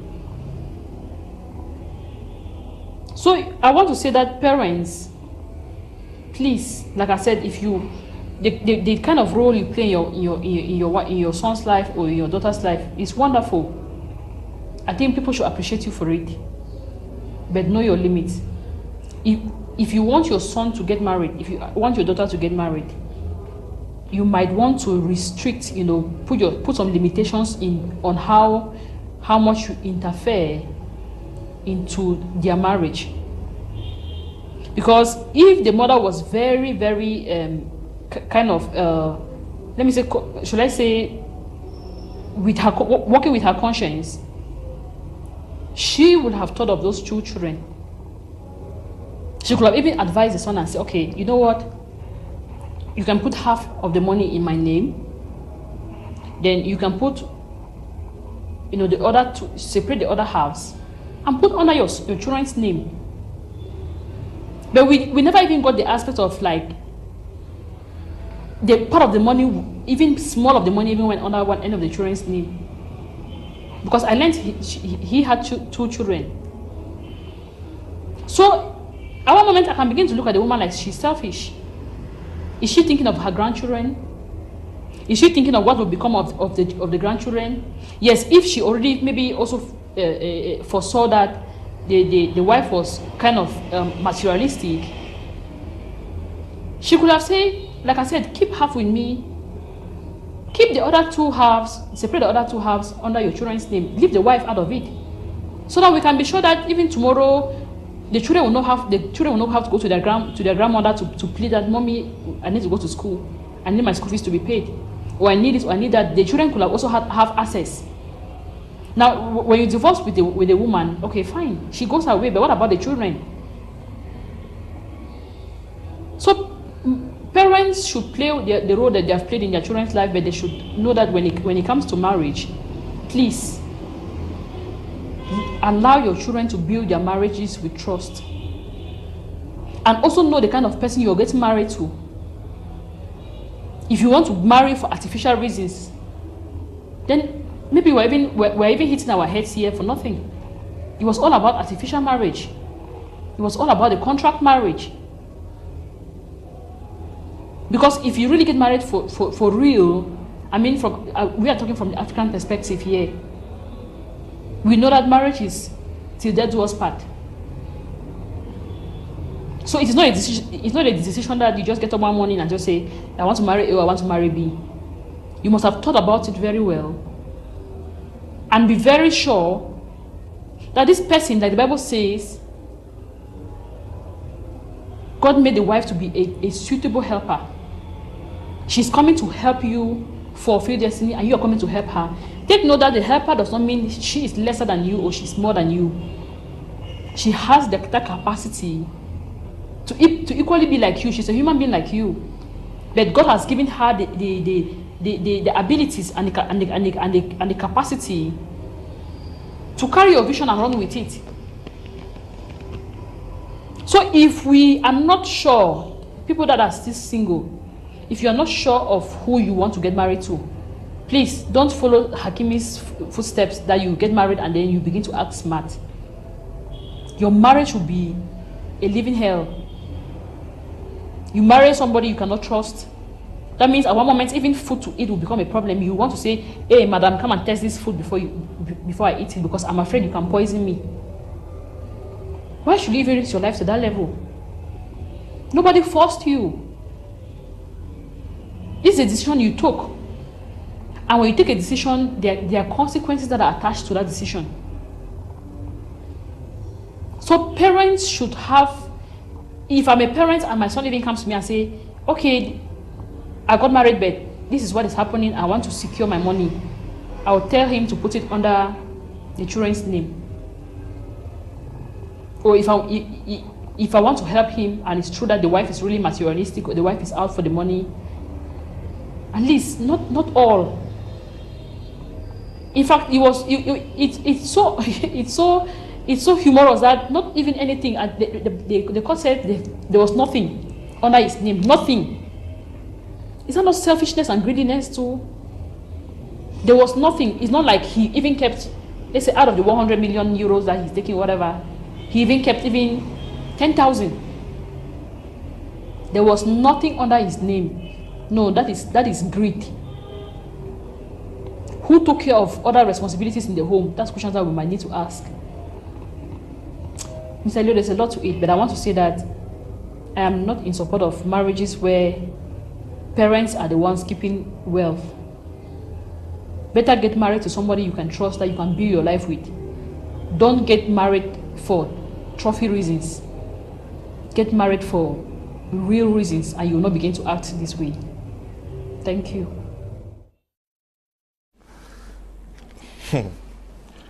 Thank you very much, Mr. Asanji.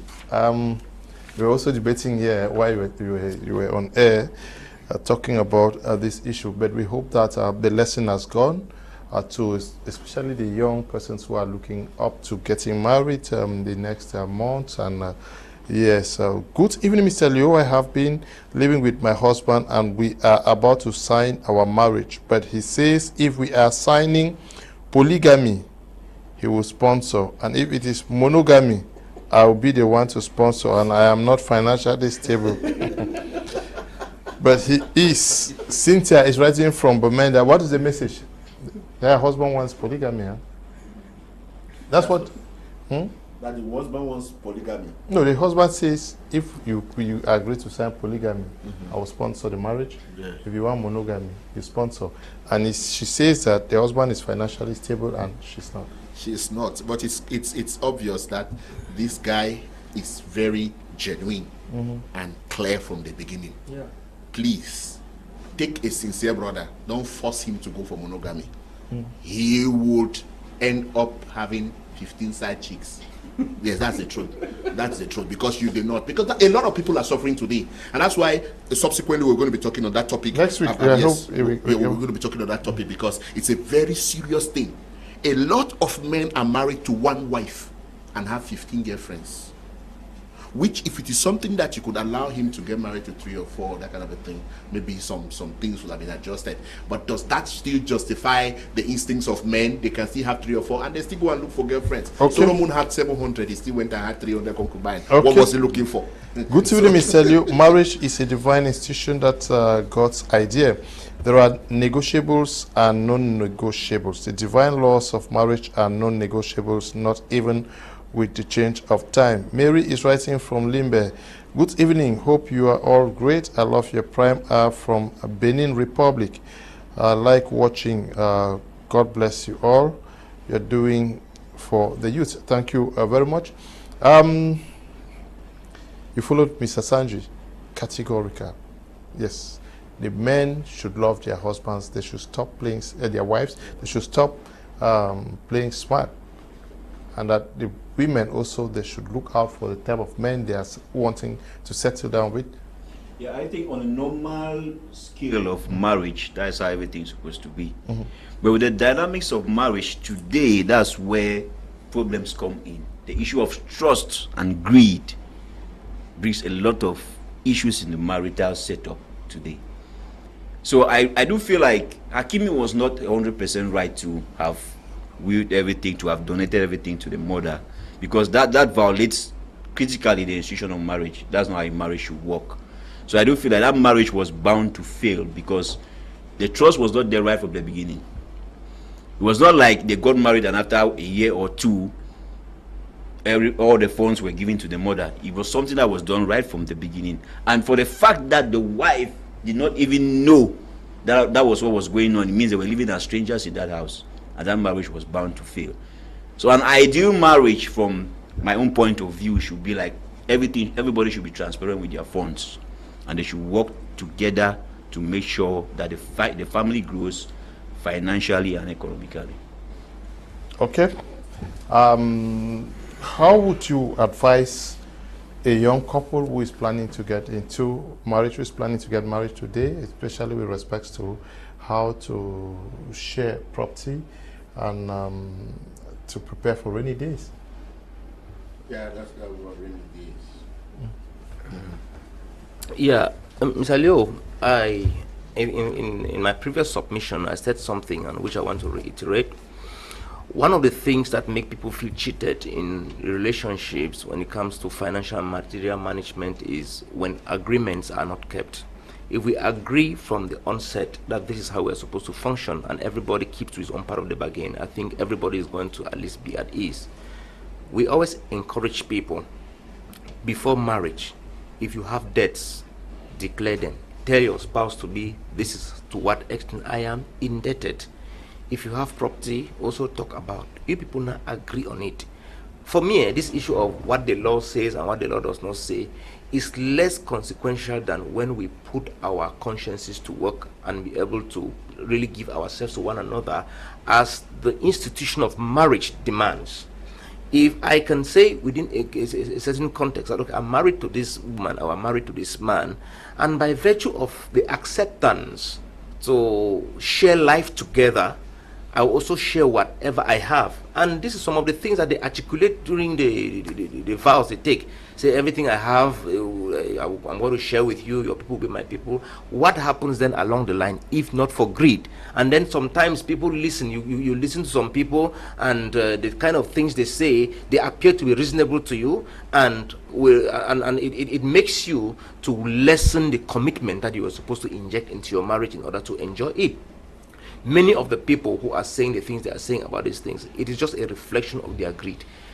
Yes, for the fact that the lady requested for 50% of the man's wealth, well, that for me is not too strong a point in that. That should be something they had agreed on by virtue of the type of antenuptial settlement they signed for, the type of joint or separate property. So if Hakimi was going to a marriage and knew that this is what he is going in for, at least he should be able to, and if he did not sign that, he wouldn't have been looking for ways of trying to go about to outsmart the woman. He would have been looking for ways for that. So then the aspect of the guy putting things in his name, it is very risky for him and risky for everybody else. What we should do is, when we are about to get married or we are in marriage, let's put aside greed. Let's be sincere to ourselves. Let's trust one another. And if people were to be less greedy in relationships, it will be, in fact, we'll have very few isolated cases where somebody wants to outrightly take advantage. For example, those of us who have been writing on social media here and there, say women, in fact, they have generalized women are gold diggers. I disagree with you. If you like, write some of the things people are writing on our Facebook pages and using derogatory statements. I disagree with you. For example, recently, do we all have a case where a lady in the United States committed suicide because her life savings were being used by a man to open a shop for another woman in Cameroon? So is that man not a gold digger? Why do we decide to take one gender and we are cynical about them?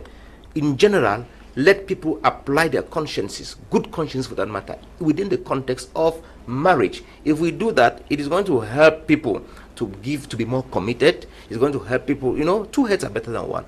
If you, two of you are agreeing on the little you have, if you have little and you agree on it, there is a tendency that it can multiply.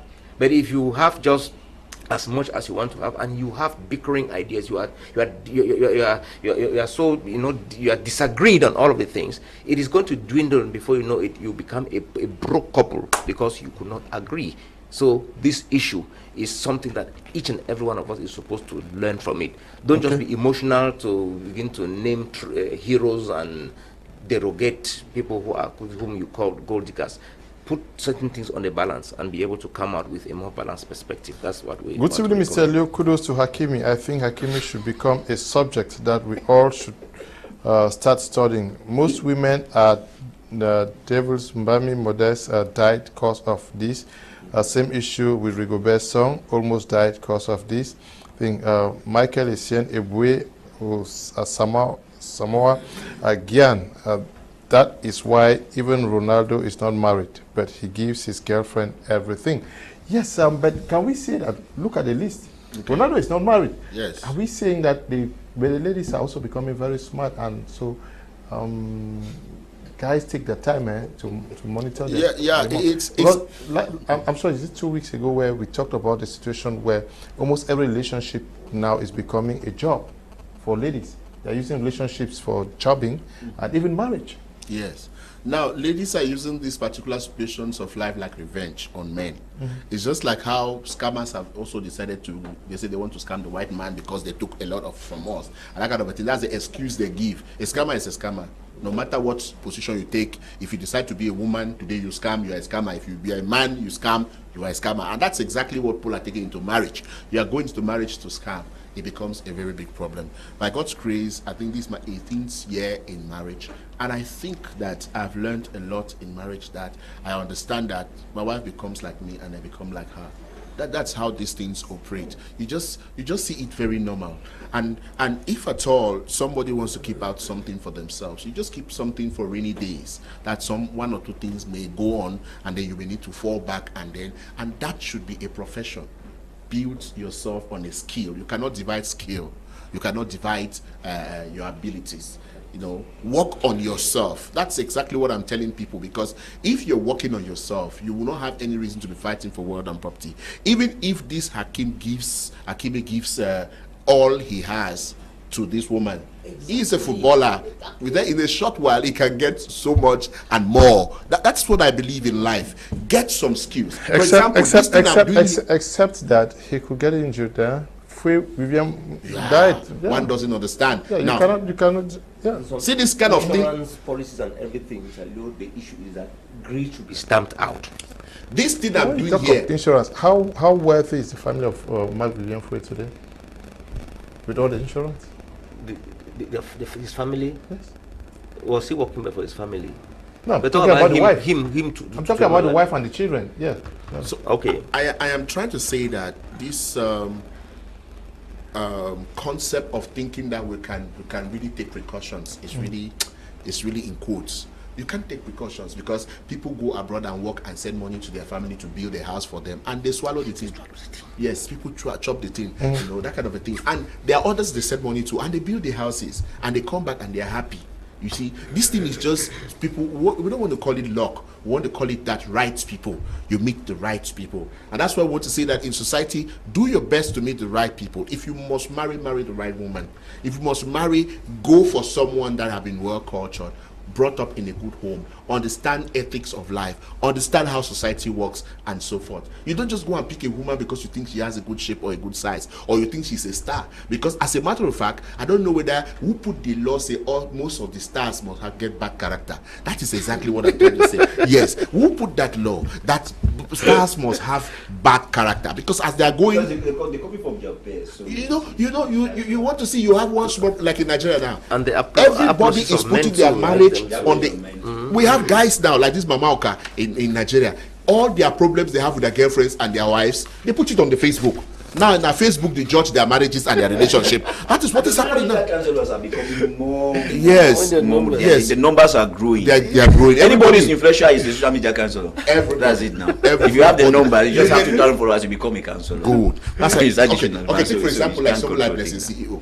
Yeah. If you follow only Brazil CEO's counsel, you may think that she's a wonderful person. Yeah. You know, but those who have followed her for a period of time, they see that this girl needs a lot of help. Yeah. You know, she needs help. She needs like a counselor who needs counseling. Yes, that's what I'm saying. That I don't know whether celebrities should have a character problem. I'm talking even pastors. Yeah. When they get very influential, they become very arrogant. True. I don't know why. What is the problem? True. The fact that you are a celebrity does not mean that you should get arrogant, or you should talk to people. Okay, we are out of time. We unfortunately will have to end at this juncture. Next week we're going to be talking about the trending polygamy situation that we are having across Cameroon. We saw a man in the Central region who got married to 4 wives in the presence of the first wife, and they called the first wife to come and greet. The first wife came out, and some days back we saw one of my teachers in GBHS who also celebrated 3 women, and last year in Douala here we saw one very young guy with 2 women wedded. So we're going to be looking at what is sinful in what they are doing, and also contextualizing it to what we have today, and also looking at it from the religious and civilized perspective. Please, that is going to be the focus for next week's edition of Prime Hour on Tuesday. We want to thank you for coming here, Mr. Gordon. Yeah, it's an amazing being here with you guys today to share my opinions on the topic. I've been following, like I said before, I've been following the program for quite a long time, and I feel like it was good being here today with you. Okay, thank you too for coming up. Thank you very much, Mr. Leo, and thank you for the great work you're doing to our society, and congratulations to all the awards you get in the journalism club, and then we saw you giving back to your, alma mater and so on, and so thank you so very much for everything you do. We thank God for grace. Thank you, Reverend, for coming. My utmost pleasure, Mr. Leo. Thank you so very much, and we appreciate our viewers because they are the reason we come here often. So we thank them, and we say the little we give is in good faith, and people should be able to follow what we say in good faith too. Thank you very much.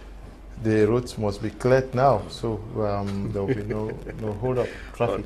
Honestly, yes, Madam should be waiting for you. Yeah, it was such an unusual evening. Okay, yeah. We also want to thank Mr. Asanji Yvette, who took part from Bamenda, and to you, Desmond and Airline for production. Stay blessed. Bye bye.